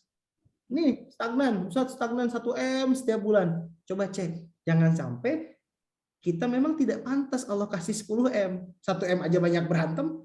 Kenapa ya masjid saya nggak punya uang sampai MM-an? 20 juta per bulan aja kita udah ribut gitu kan. Jadi ya jangan dikasih-kasih. Jadi kalau kami melihatnya, ini adalah masalah kepantasan. Bagaimana kita sebagai pengurus masjid memantaskan diri di hadapan Allah untuk bisa menyiapkan diri mengelola dana umat yang besar. Kalau misalkan ya contoh anak kecil kan, anak kecil usia kelas 5 SD gitu, papa minta uang 10 juta, maka kita kasih. Tapi ketika anak kuliahan S1, ketika dia sudah punya portofolio membangun bisnis, dia bilang, Pak, aku minta modal 10 juta. Oke, dikasih. Kenapa? Unsur kepercayaan, kepantasan. Begitupun Allah melihat kita. Jangan silau dengan angka miliaran tadi, tapi fokus melihat manusia. Pak Deden dan teman-teman di Al-Mukhtariyah, cari ustadz-ustadz yang ada. Cari kader-kader kita. Oke, kita nggak fokus dulu sama yang besar-besar. Kita fokus menciptakan kader, kirim ke Gontor, kirim ke Mesir. Nanti mereka akan melanjutkan perjuangan dakwah kita. Itu jauh lebih penting. Ya, jadi itu tadi. Kenapa fasenya? Karena fasenya Baitul Quran. Nah, gitu. Fasenya Baitul Quran. Oke, kita Baitul Quran dulu deh, nyiapin manusianya. Begitupun Ustaz Lukman. Saya diajak ke Munzalan 2020. Jadi fase 2018 saya belum masuk. 2019 saya masih di Bandung. 2020 saya gabung di Munzalan. Di situ terjadi pelipatan-pelipatan lagi. Artinya manusia-manusia dihadirkan sesuai dengan kapasitas pertumbuhan dari masjid tersebut. Gitu. Jadi kalau sekarang kita lihat fokus, jangan silau sama baitul malnya dulu, jangan silau sama zakatnya dulu, jangan silau sama wakafnya dulu. Perhatikan kemampuan kita menerima itu. Ya. Di level 20 juta, tapi mantap, minta sama Allah. Allah datangkan orang. Terakhir Pak Dede dan yang lain, khusus untuk minta sama Allah, ini pasti kalau ngomongin Baitul Quran kemarin kita pasti berpikir gini, Ustaz nggak ada yang ngajar, kami nggak ada yang ngajar siapa. Nah, belajar dari To'yah yang membangun Masjid Munzalan, beliau mencari guru dan berkali-kali berganti. Ustaz Lukman itu bukan guru pertama, Ustaz Lukman itu guru ketiga apa keempat, setelah yang 1-2-nya belum nggak cocok. Baru ketemu Ustaz Lukman, baru jadi. Artinya apa? Ketika kita butuh adanya manusia yang bisa mengelola ini, kita minta sama Allah seperti Rasulullah meminta Umar menjadi seorang sahabat. Ketika Umar masih belum muslim, Rasulullah minta secara spesifik, ya Allah, jadikanlah salah satu Umar dari 2 Umar untuk bisa masuk Islam, agar Islam kuat. Yang masuk Umar bin Khattab, oh mantap bang, gitu kan? Artinya kita pun saat ini ketika kita bingung, terutama bapak-bapak yang saat ini sedang dalam timnya misalkan, wah ini kami koloni, nggak ada yang ngerti Facebook, nggak ada yang ngerti Instagram, ayo cari anak muda, minta sama Allah agar mereka nanti yang bisa mensistemasi itu. Itu kurang lebih Pak Deden dan teman-teman. Allahu Akbar. Oh, Allahu Akbar. Masya Allah, tabarakallah. Siap, Pak Deden. Insyaallah mudah-mudahan sampai apa yang dimaksudkan tadi pertanyaannya. Baik, kita selanjutnya alhamdulillah ini ada Bunda Siti Suryani dari Jakarta Timur. Tafadhol Bunda. Ternyata yang terjauh ya. Sebelumnya kita sudah ada. Bismillahirrahmanirrahim. Ya, silakan Bunda. Assalamualaikum warahmatullahi wabarakatuh. Waalaikumsalam warahmatullahi wabarakatuh. Subhanallah. Mengikuti PMB dari materi pertama sampai 17 ini betul-betul sepertinya gemes gitu, bagaimana kita harus melangkah bergerak untuk memakmurkan masjid, itu tambah semangat gitu. Baik Ustadz, untuk nanti terkait materi yang lain mungkin nanti bisa sharing belakangan. Ini yang terkait dengan zakat tadi materi malam. Sebenarnya lebih kepada fikih ya Ustadz, cuman mungkin materi nanti mau dibahas, cuman karena 2 hari atau 3 hari yang lalu itu pas habis sholat subuh ada ibu-ibu yang nanya gitu, jadi ya sudah kita jawab, yang khawatirnya jawaban saya belum pas gitu, jadi mohon ini terkait dengan objek zakat tadi kan ya, tadi ada emas dan perak, kemudian barang niaga, kemudian hewan ternak, hasil bumi dan barang temuan. Ibu yang nanya itu terkait dengan harta emas dan rumah gitu. Jadi pertanyaan yang pertama, kalau emas itu kan ada nisab sama hal ya, dia udah senisab gitu. Itu tuh dalam waktu setahun beliau sudah mengeluarkan zakatnya. Itu apakah tahun berikutnya kalau seandainya emas itu tidak berubah, itu harus mengeluarkan lagi, itu yang pertama. Kemudian untuk rumah yang dikontrakan itu juga bagaimana untuk mengeluarkan zakatnya gitu. Jadi beliau punya rumah selain yang ditempatin, ada rumah yang dikontrakan, apakah mengeluarkan zakatnya dari hasil kontrakan itu dibayarkan setiap menerima kontrakan, dibayar zakatnya, atau bagaimana Ustaz? Gitu. Barangkali, mohon maaf ini mestinya nanti dibahas di fikih, tapi karena ada pertanyaan yang ini jadi mohon tanya malam. Ya, nggak apa-apa Bunda. Insyaallah langsung Ustaz Adia pemanasan ya. Tafadhol Ustaz. Ya, maaf Ustaz. Terima kasih sebelumnya. Assalamualaikum. Waalaikumsalam warahmatullahi wabarakatuh. Banyak, saya ngajar fikih 1 semester tentang zakat. Pertemuannya seminggu sekali. Nanti mungkin bisa dikoreksi teman-teman. Tapi spesifik ini bukan. Kalau ngomongin ini zakatin bukan perhiasan. Emasnya harus emas batangan. Boleh zakatin menurut para ulama, beberapa madhab adalah nisabnya tidak jadi 85 gram. Tapi jadi kalau gelang antingnya sudah 850 gram, dia baru keluar zakat. Tapi zakat perhiasan ini cuma sekali seumur hidup. Misalkan kalung, bentuknya gelang ya, satu kilo, bentuknya gelas. Jadi keluarkan 2,5%, tapi sekali seumur hidup.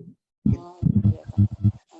Tapi kalau zakatnya emas adalah emas batangan investasi, maka dikeluarkan zakat ketika mencapai nisabnya 25 gram. Keluarkan zakat. Ada yang nisabnya 96 gram, 5 gram, tapi kalau saya pribadi. Nah, bagaimana Ustadz ketika 85 gram ini sudah dizakatin, tahun depannya 85 gram, maka dizakatin kembali. Ya, jadi zakat itu jatuh. Dan tahun depannya cuma 60 gram, berarti tidak sampai itu. Terus yang terakhir pemapakan juga itu menjadi ada apa namanya zakat yang kontemporer, ya. Kalau Malikiyah itu mewajibkan membayarkan 2,5% ketika menerima uang kontrakan. Sudah ketika dijatuh uang tempo 10 tahun itu, Misalnya kontrakan itu bulanan, Ustaz? bulanan pun sama. Setiap bulan kan, setiap bulan juga diinikan. Mengambil kias dari zakat pertanian yang haulnya adalah masa panen. Nanti juga mengambil kias itu adalah zakat profesi yang penghasilan bulanan gimana? Saya ngeluarkan zakat nggak? Iya, ngeluarkan zakat per bulan. Kenapa? Karena ngambil kiasnya dari zakat hasil bumi setiap panen yang mengeluarkan. Seperti itu. Itu ringkasnya Bunda ya. Siap. Masya Allah, luar biasa insya Allah ya Bunda ya. Nah, jadi jangan sampai ketinggalan nanti materi-materi selanjutnya. Sama insya Allah kalau bisa ikut pendampingan Baitul Mal, nah biar supaya lebih paham lagi insya Allah terkait dengan Jiswaf dan Baitul Mal. Ya, Alhamdulillah ada Bang Imam Lutfi Fatur Rahman. Tafadhol Bang. Bisa ya Ustaz ya? Satu lagi Ustaz ya? Ini Bang Imam terakhir. Masya Allah, mantap. Lanjutkan Bang Imam, silakan.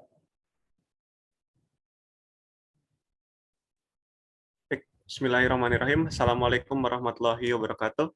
Waalaikumsalam warahmatullahi wabarakatuh. Semoga Ustadz Adia Nugraha dan para peserta Zoom ini mendapatkan kemuliaan oleh Allah Subhanahu wa taala. Amin Allah. Amin Allah. Pertanyaan saya terkait 8 asnaf Ustadz, penerima zakat. Itu kan tadi ada poin penerima zakat itu salah satunya mu'alaf ya Ustadz ya. Nah, misalnya tahun depan itu berarti kan 2023, misalnya tanggal 1 Ramadan ternyata ditemukan di lingkungan saya itu mu'alaf, satu mu'alaf gitu ya. Nah, kemudian berarti kan dia masuk kategori penerima zakat ya, Ustaz. Nah, yang menjadi pertanyaan saya, ketika dia dikategorikan sebagai penerima zakat, apakah itu berlaku selamanya gitu, Ustaz? Apakah dia berlaku selamanya atau saat itu saja gitu, saat dia masuk ke dalam Islam gitu? Pada tahun itu dan setelahnya dia tidak menerima lagi. Kalau yang lain-lain kan abadi Ustaz ya, fakir miskin, kemudian ya banyak lainnya itu tadi asnaf-asnaf lainnya gitu. Pertanyaan saya itu saja Ustaz. Terima kasih. Assalamualaikum warahmatullahi wabarakatuh. Waalaikumsalam warahmatullahi wabarakatuh. Siap. Langsung sedia. Asnaf yang abadi didistribusikan cuma satu Bang Lutfi, itu fakir. Sisanya didistribusikan dan selesai masalahnya. Jadi ketika dia mustahik, berhak menerima zakat, diberikan zakat, harapannya dia menjadi goir mustahik, tidak berhak lagi. Level selanjutnya dia bisa menjadi muzaki, akhirnya bisa memberikan zakat. Itu harapan dari zakat. Makanya zakat ini sangat politis sekali, keren banget. Kalau kita bisa menganalisa zakat dengan keren, dengan nggak ada tuh orang miskin, orang prostitusi, orang yang maling, apa segala macam, karena bisa kita upgrade. Makanya di Munjalan, program yang kita pakai untuk mu'alaf dan untuk orang-orang miskin sekitar masjid bukan mustahik. Kita uang zakat nggak kita bagiin, tapi kita jadikan program namanya mustahik produktif. Ini insya Allah akan kita jadikan program di seluruh masjid, namanya MPC, Mustahik Produktif Center. Hak menerima dana zakat adalah mereka para mustahik yang produktif, yang mau datang ke masjid, mau belajar ngaji. Ini yang menarik nih sedikit tentang MPC. Dulu kita inisiasi MPC, ibu-ibu yang tadinya, mohon maaf ya, nggak pernah ngaji, datang ke masjid. Kita iming-imingi beras. Ibu ngaji ke masjid, kita survei, kita data. Nanti kalau ngaji kita dapat kasih beras 2,5 kilo. Wah Pak, rame 300 orang. Ngaji, habis itu bawa beras kan. Dah. Bulan kedua, minggu kedua, Jumat selanjutnya, kita ganti dari beras jadi sembako. Weh, makin ramai. Minggu ketiga kita ganti jadi roti. Oh, makin ramai. Minggu keempat enggak, kita kasih beras. Akhirnya hilang setengahnya. Kan minggu depannya kita datangin lagi. Ternyata kita survei kok setengahnya hilang, tapi masih ada yang mau. Ibu, kok masih mau? Kan kemarin nggak dapat beras. Ustadz, saya kesini bukan cari beras. Kenapa? Saya dari dulu pengen ikut pengajian di masjid, tapi saya nggak bisa ikut. Loh, kenapa, Bu? Saya nggak bisa punya uang untuk beli baju majelis taklim, Pak Ustadz. Majelis taklim, Pak, karena nggak punya seragam, Pak. Itu yang saya seragam dress code-nya warna pink ya. Wah, nggak jadi berangkat gara-gara nggak ada dress code. Jadi mereka tuh sebenarnya pengen. Nah, beras ini dianggap sebagai apa? Oh, Ustadz, saya mah terserah nggak dikasih beras, yang penting saya dapat mengajar. Wah, keren tuh kan? Update. Orangnya sedikit. Yang tadinya 300 jadi 100 tapi berkualitas. Ditambah lagi tantangannya Pak di bulan kedua. Bapak Ibu sekalian, kita bagikan celengan. Biasanya kan celengan ya. Ini celengan gerakan infak beras. Silahkan bawa ke rumah, nanti sedekah 1.000 sehari, bulan depan kita kumpulkan. Dari 100 orang Pak. Pas bulan depannya dikumpulkan, kita mah pesimis ya. Alah, paling berapa ratus ribu gitu. Terkumpul berapa? 8 juta. Masya Allah, tabarakallah. Minta beras, minta dikasihani, besoknya dia bawa celengan dengan uang yang penuh. Pak Ustadz, saya pengen sedekah. Wah, mereka akhirnya merasa tangannya di atas. Nggak berhenti di situ. Bulan Ramadan kita ajak mereka distribusi. Ibu-ibu mau nggak ikut ke pesantren, melihat santri-santri belajar? Mau. Ya udah, ayo. Beres ngaji kita bagiin terigu ini segala macam. Nanti hari Rabu kita ketemu di sini, kita buka puasa bersama. Ibu-ibu boleh bawa kue. Bapak-bapak, kita nyiapin 2 mobil, Pak. 1 mobil Triton yang besar untuk barang-barang yang disiapin paskas. 1 lagi mobil L300 yang kecil. Untuk apa? Kita pikir barang ibu-ibu lah. Ternyata pas hari H berubah. Mobil Triton yang gede isinya barang ibu-ibu semua. Isinya apa? Bakwan, bala-bala, pisang goreng. Wah, kuenya banyak. Ini semangat dari kita. Yang tadi, ibu dari mana bikin kayak gini? Ini kami bikin sendiri Pak Ustadz untuk anak-anak yatim. Akhirnya mereka yang tadinya gini, mereka akhirnya bisa memberi. Oh, yang keren kemarin. Ustadz Lukman, Bang Nur, Bang Huda. Ya. Salah satu musaik produktif kita yang tadinya nggak punya kerjaan sekarang bisa memproduksi keripik. Allahu Akbar. Masya Allah, tabarakallah. Bahkan Ustadz Lukman beli, Bunda saya beli 10. Siap. Dibungkus 10 dikasih Ustadz Lukman. Ustadz ini sedekah buat Ustadz 2. Ustadz Lukman, ya Allah, aku disedekahin sama mustahik. Allahu Akbar. Ini zakat. Nah, begitu pun dengan mu'alaf Bang Imam Mufti. Mu'alaf ini nggak seumur hidup. Mu'alaf ini sampai kapan? Sampai hatinya kuat. Ustadz, ada teman saya udah masuk Islam, tapi dia masih dimusuhin sama keluarganya. Terus gimana? Ya udah kita support. Makanya dana mu'alaf ini sangat fleksibel sekali. Bisa jadi tempat shelter, bisa untuk keamanan, bisa untuk apa, banyak dana mu'alaf. Dia lebih strategik. Makanya di Munzalan ada namanya lembaga mu'alaf, namanya Saudara Seiman. Itu sampai ke level advokasi mu'alaf kita urusin. Munzalan ini ya di Kalimantan Barat lumayan mengerikan. Banyak mu'alaf-mu'alaf yang kabur dari rumah, ketahuan Islam akhirnya dimandiin sama, mohon maaf ya, dimandiin pakai lemak babi sama keluarganya. Kamu jangan Islam balik lagi kayak gitu. Nah, kaburnya kemana mereka? Biasanya ke masjid. Nah, kita nggak bisa naruh di masjid. Kita siapin shelter namanya pondok mu'alaf. Atau kurang lebih seperti itu. Nah, itu dari mana? Dari dana zakat. Nah, tapi ya ketika dia sudah firm, sudah kuat, sudah ini nggak usah lagi. Bahkan ada beberapa muslim, ya beberapa non muslim yang saat ini dapat dana mu'alaf. Contoh ada di Pondok Tani, namanya Pak Ambu. Pak Ambu ini adalah, kalau kemarin kita lihat ada apa moderatornya Ustadz Fatih ya, Ustadz Fatih yang mu'alaf. Nah, bapaknya ini masih non muslim. Tapi sudah kita kerjakan di Pondok Tani. Kita berikan dana mu'alaf. Kenapa? Karena ketika dia, contoh Ustadz Fatih menikah ketika itu, kan keluarganya masih non muslim semua. Kita berdoa, yang berdoa pimpinan. Pak Ambu non muslim ketika itu. Tapi pas doa dia gini, amin, amin kata dia gitu. Jadi sudah Islami, tapi belum muslim. Tinggal syahadatnya saja Ustaz ya. Kita kan hidayah kan, tapi dia sudah ngikutin dengan pola kita gitu. Tapi udah kita supaya dana ini apa? Dana mu'alaf dalam bentuk hak tadi. Mu'alafnya pun nggak boleh mu'alaf sembarangan, harus mau ngaji, harus mau progres. Seperti itu kurang lebih. Gitu ya, Bang Imam Lutfi. Mungkin menyambung nih Ustaz Adia. Banyak juga yang berpendapat katanya sekitar 2 tahun atau 2 tahun setengah gitu Ustaz. Itu gimana Ustaz kalau menurut Ustaz? Kalau kami sih di sini tidak pakai periode tahun, karena ada yang 10 tahun sudah Pun masuk tapi nggak bisa ngaji. Ada KTP-nya Islam tapi masih makan babi. betul Ustaz. Ya, seperti tadi lah Ustaz ya, yang 10 tahun masih diusir gitu terus ya Ustaz ya. Kan nggak mungkin nggak disupport ya, Masya Allah. Soalnya Ustaz. Yang baru masuk Islam tapi dia sudah firm. Pengusaha masuk Islam udah ini ya udah nggak usah disupport. Tapi Iya betul siap Ustaz. bisa jadi bentuknya entertainment, misalkan datang ke rumahnya, Pak gimana kabar, kasih hadiah, itu bisa dari mualaf. Siap. Insya Allah. Itu jauh lebih penting. Makanya teman-teman, ini penting banget dakwah mualaf. Makanya kami di Munzalan Saint-Yus, dan insya Allah nanti teman-teman di masjid pergerakan Masjid Enterprise ini ada namanya satu program namanya Mualaf Corner. Mualaf Corner ini adalah salah satu tempat divisi yang nanti bisa diinstal di masjid-masjid antum untuk mualaf tadi belajar. Artinya ketika orang pengen belajar Islam kan sekarang bingung ya harus kemana ya. Nanti di masjid antum bisa. Ayo ke mualaf corner, duduk di sini. Ada teman ngobrol, ada teman telepon, ada aplikasi. Kayak contoh kami sedang mengembangkan aplikasi Muslim. Namanya nanti masih kita siapkan. Di aplikasi itu adalah mengatur habit orang-orang hijrah dan orang-orang mualaf. Kesulitan orang mualaf ini adalah mereka sulit bangun subuh, sulit masih habitnya beda kan. Nah, itu nanti diatur dalam aplikasi harian. Ding ding ding ding gitu. Nah, itu nanti kita coba kembangkan. Mohon doanya kalau itu sudah jadi kita sebarkan sebaik-baiknya untuk semua orang punya habit seorang muslim sejati itu seperti apa. Amin Allah Ustaz. Bismillah Bang Huda ya. Ya, baik alhamdulillah Ustaz nih yang live langsung bertanya resen sudah selesai, tapi ini alhamdulillah ada 3 pertanyaan lagi Ustaz dari chatting.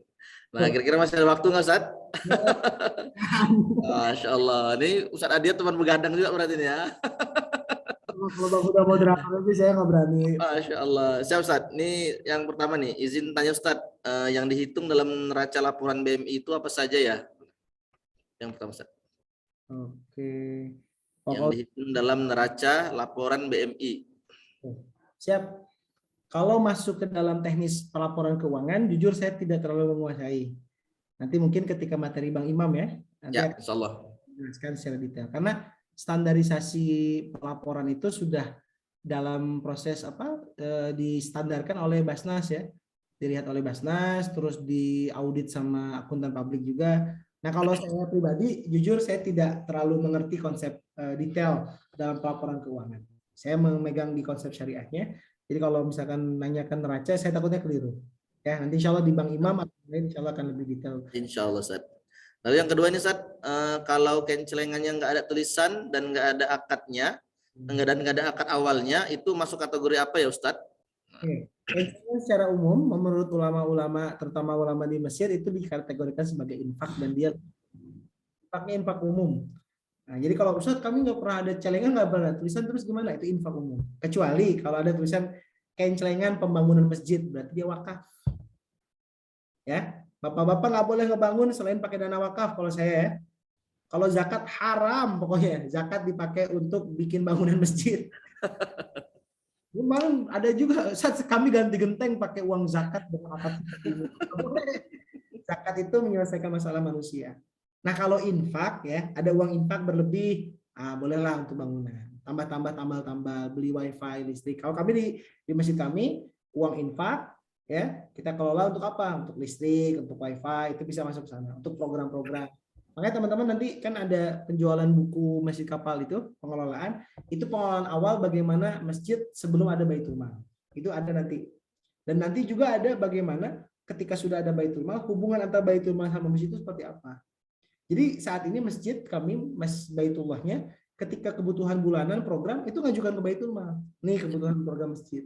Listrik berapa, wifi berapa, ihsan untuk petugas masjid berapa, ihsan ini ya, ujroh. Ihsan untuk khotib, untuk imam, itu masuk dalam pengeluaran Baitul Mal nanti dalam program. Kurang lebih seperti itu hubungannya. Nanti jelasnya di buku yang kami ini kan. Nanti mungkin sama teman-teman di-share yang belum sempat pesan buku, boleh nanti di-share linknya sama Bang Gun untuk memesan buku Tata Kelola Baitullah ala Masjid Kapal Munzalan. Oke, insya Allah Ustaz Adia. Nah, lalu ini yang terakhir dari chat Ustaz. Assalamualaikum Ustaz Adia, mau bertanya, jika terjadi kemalangan dan kerugian, contohnya hilang uang atau lagi dapat musibah, ada biaya yang harus dikeluarkan di luar rencana. Apakah kejadian itu bisa sama atau sepadan mengganti zakat yang tidak ditunaikan atau sudah ditunaikan tapi kurang atau waktunya telat? Bisakah seperti itu cara Allah yang menegur yang sebenarnya sayang ke kita, khusus harta semestinya dikeluarkan untuk di jalan Allah? Atau dari kemalangan itu cuma latihan sabar saja? Ini jawaban pertanyaannya sudah dia jawab sendiri. Kalau ada kemalangan, ada sakit, ada apa, itu tidak sama dengan zakat. Saya tadi bilang kan, zakat itu asuransi. Jadi sebelum itu terjadi, keluarkan zakatnya, keluarkan sedekahnya. Kalau dalam hadis Rasulullah bersabda, zakat sedekah itu, sedekah itu menolak bala, menghalau bala ya, artinya ya seperti. Kalau terjadi saya udah zakat, udah wakaf, udah sedekah, tapi masih aja sakit, masih aja nih, ya itu ujian. Nabi Ayub aja kurang apa sih, masih sakit gitu kan. Jadi memang dimensinya macam-macam. Tapi kalau misalkan perspektifnya, aduh nggak jadi bayar zakat deh bulan ini, mama udah sakit. Ya, kalau teman-teman yang kerja, kalau dihitung zakatnya gimana? Zakatnya kalau yang profesi dilihat bisa setahun. Yang pertama, setahun penghasilannya setara dengan 85 gram emas satu tahun. Jadi satu tahun 85 juta dibagi 12, kurang lebih 6-7 juta per bulan. Kalau sudah sampai di angka 6,5 atau 7 juta per bulan, yuk keluarin 2,5%-nya sebagai zakat profesi. Ustadz, saya masih punya cicilan, saya masih punya utang, saya masih beriat. Itulah yang membuat antum tidak mengeluarkan zakat nantinya, karena antum mendahulukan hal-hal yang tidak wajib. Jadi kalau kami pribadi di Munzalan dilatih, berapapun ihsan yang diterima, keluarkan 2,5%. Ustadz, gaji saya masih 1,5 juta, ya udah keluarin 2,5%. Apa? Latihan zakat. Sampai nanti Allah memberikan gaji atau ihsan rezeki per bulan UMZ, upah minimum muzaki. Bukan UMR lagi ya. Upah minimum muzaki. Peserta Masjid Bilioner harus mencapai UMZ, upah. Allah. Keren. Mantap Ustaz. Ya, ini alhamdulillah ada lagi langsung menyusul pertanyaan Ustaz. Nah, ini surah sahabat muda sebentar ya. Tadi karena sudah bertanya nih ada satu lagi. Ustadz izin nanya, amil kan boleh ambil bagian zakat. Dana amil yang sudah diambil dari zakat tersebut belum termanfaatkan. Dan karena sedang ada keperluan pembangunan, maka dana amil yang sudah diambil tersebut kemudian dimanfaatkan oleh amil untuk pembangunan masjid. Nah, apa boleh apa enggak Ustadz? Nah, jadi sebenarnya gini, amilnya sendirian gitu kan. Saya emang nggak butuh katanya. Zakatnya gini, Pak Apri, amil dapat dulu, katanya sudah jadi punya amil, sudah ya. Terus oke, ini punya saya jadikan wakaf untuk masjid. Gitu. Insya Allah. Kas amil, udah ya sepakat semuanya ya. Saya bikin juga, boleh dibagi.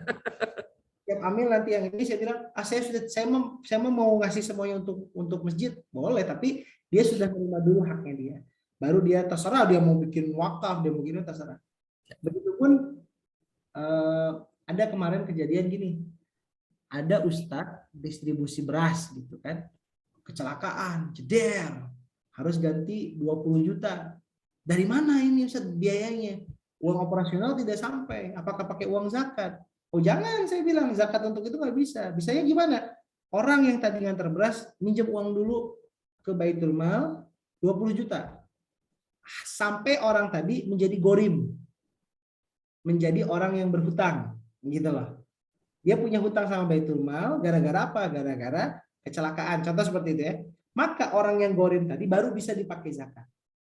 Baru bisa dibebaskan hutangnya tadi pakai zakat. Contoh seperti itu ya. Ini salah satu trik, bukan trik ya, salah satu perspektif kita memaknai zakat. Tapi kalau langsung kita udah pakai uang zakat tadi dibebasin, itu bisa keliru.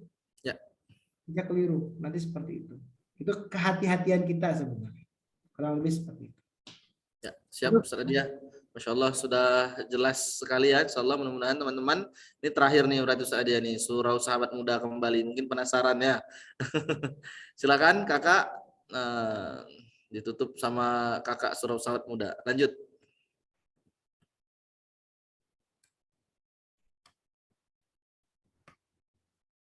Mic-nya masih mati.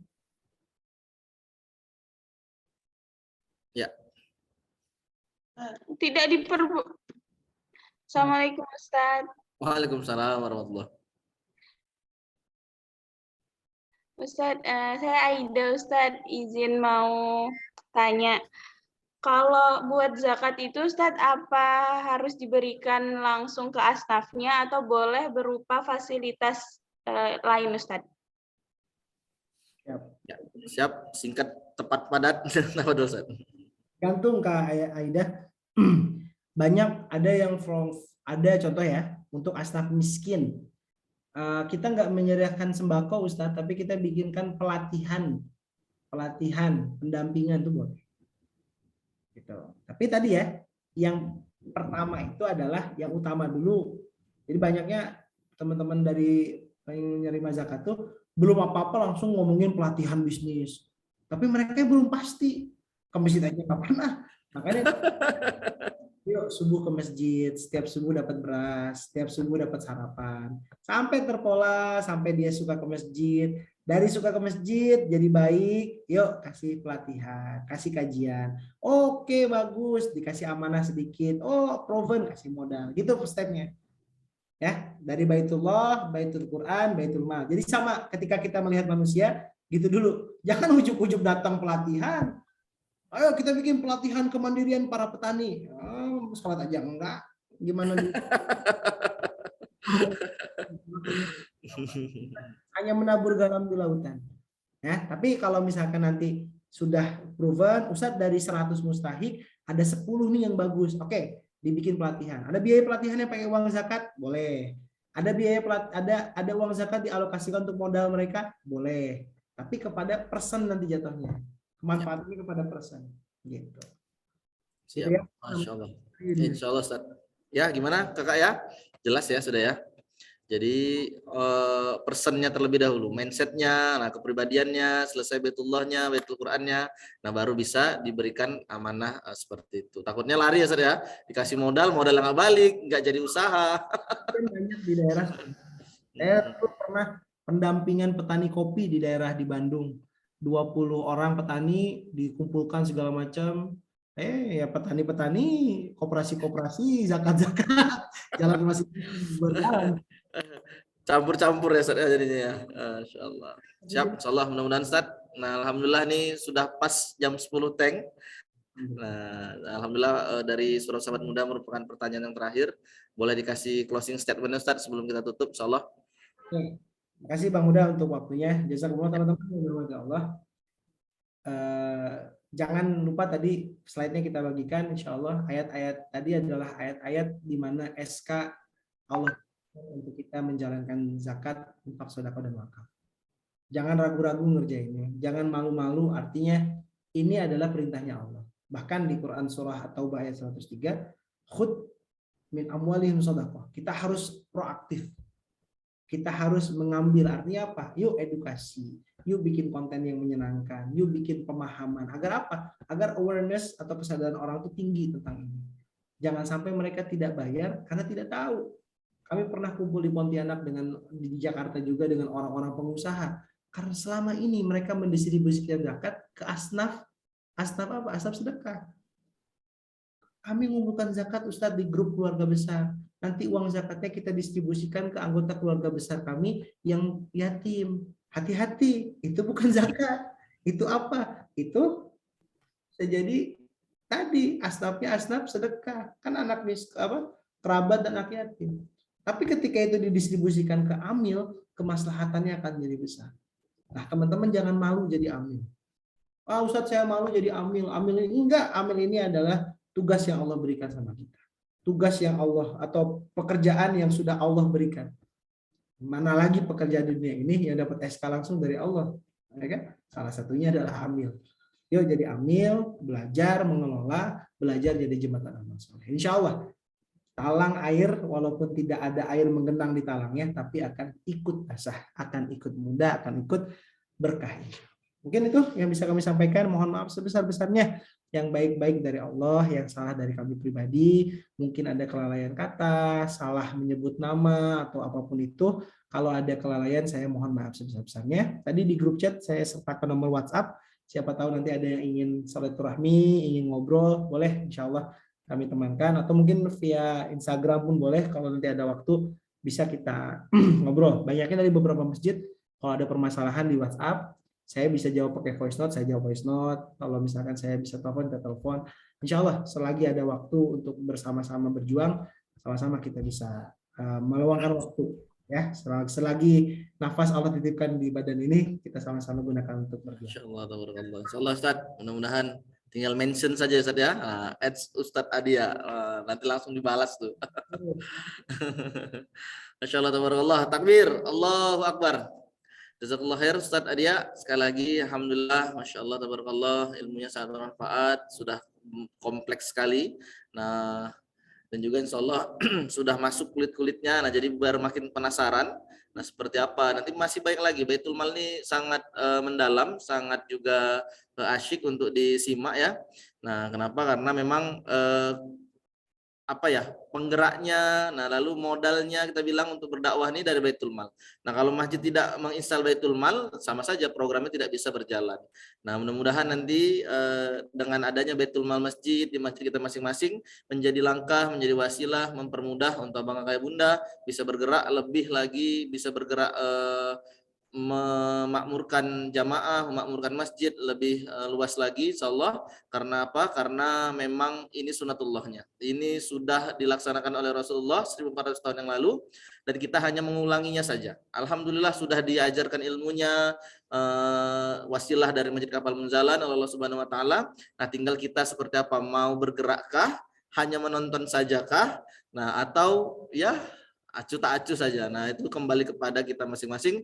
Insya Allah mudah-mudahan Allah terus mempermudah kita. Nah, bisa sampai nantinya di akhir pelatihan Masjid Bilioner angkatan yang ke-6 ini.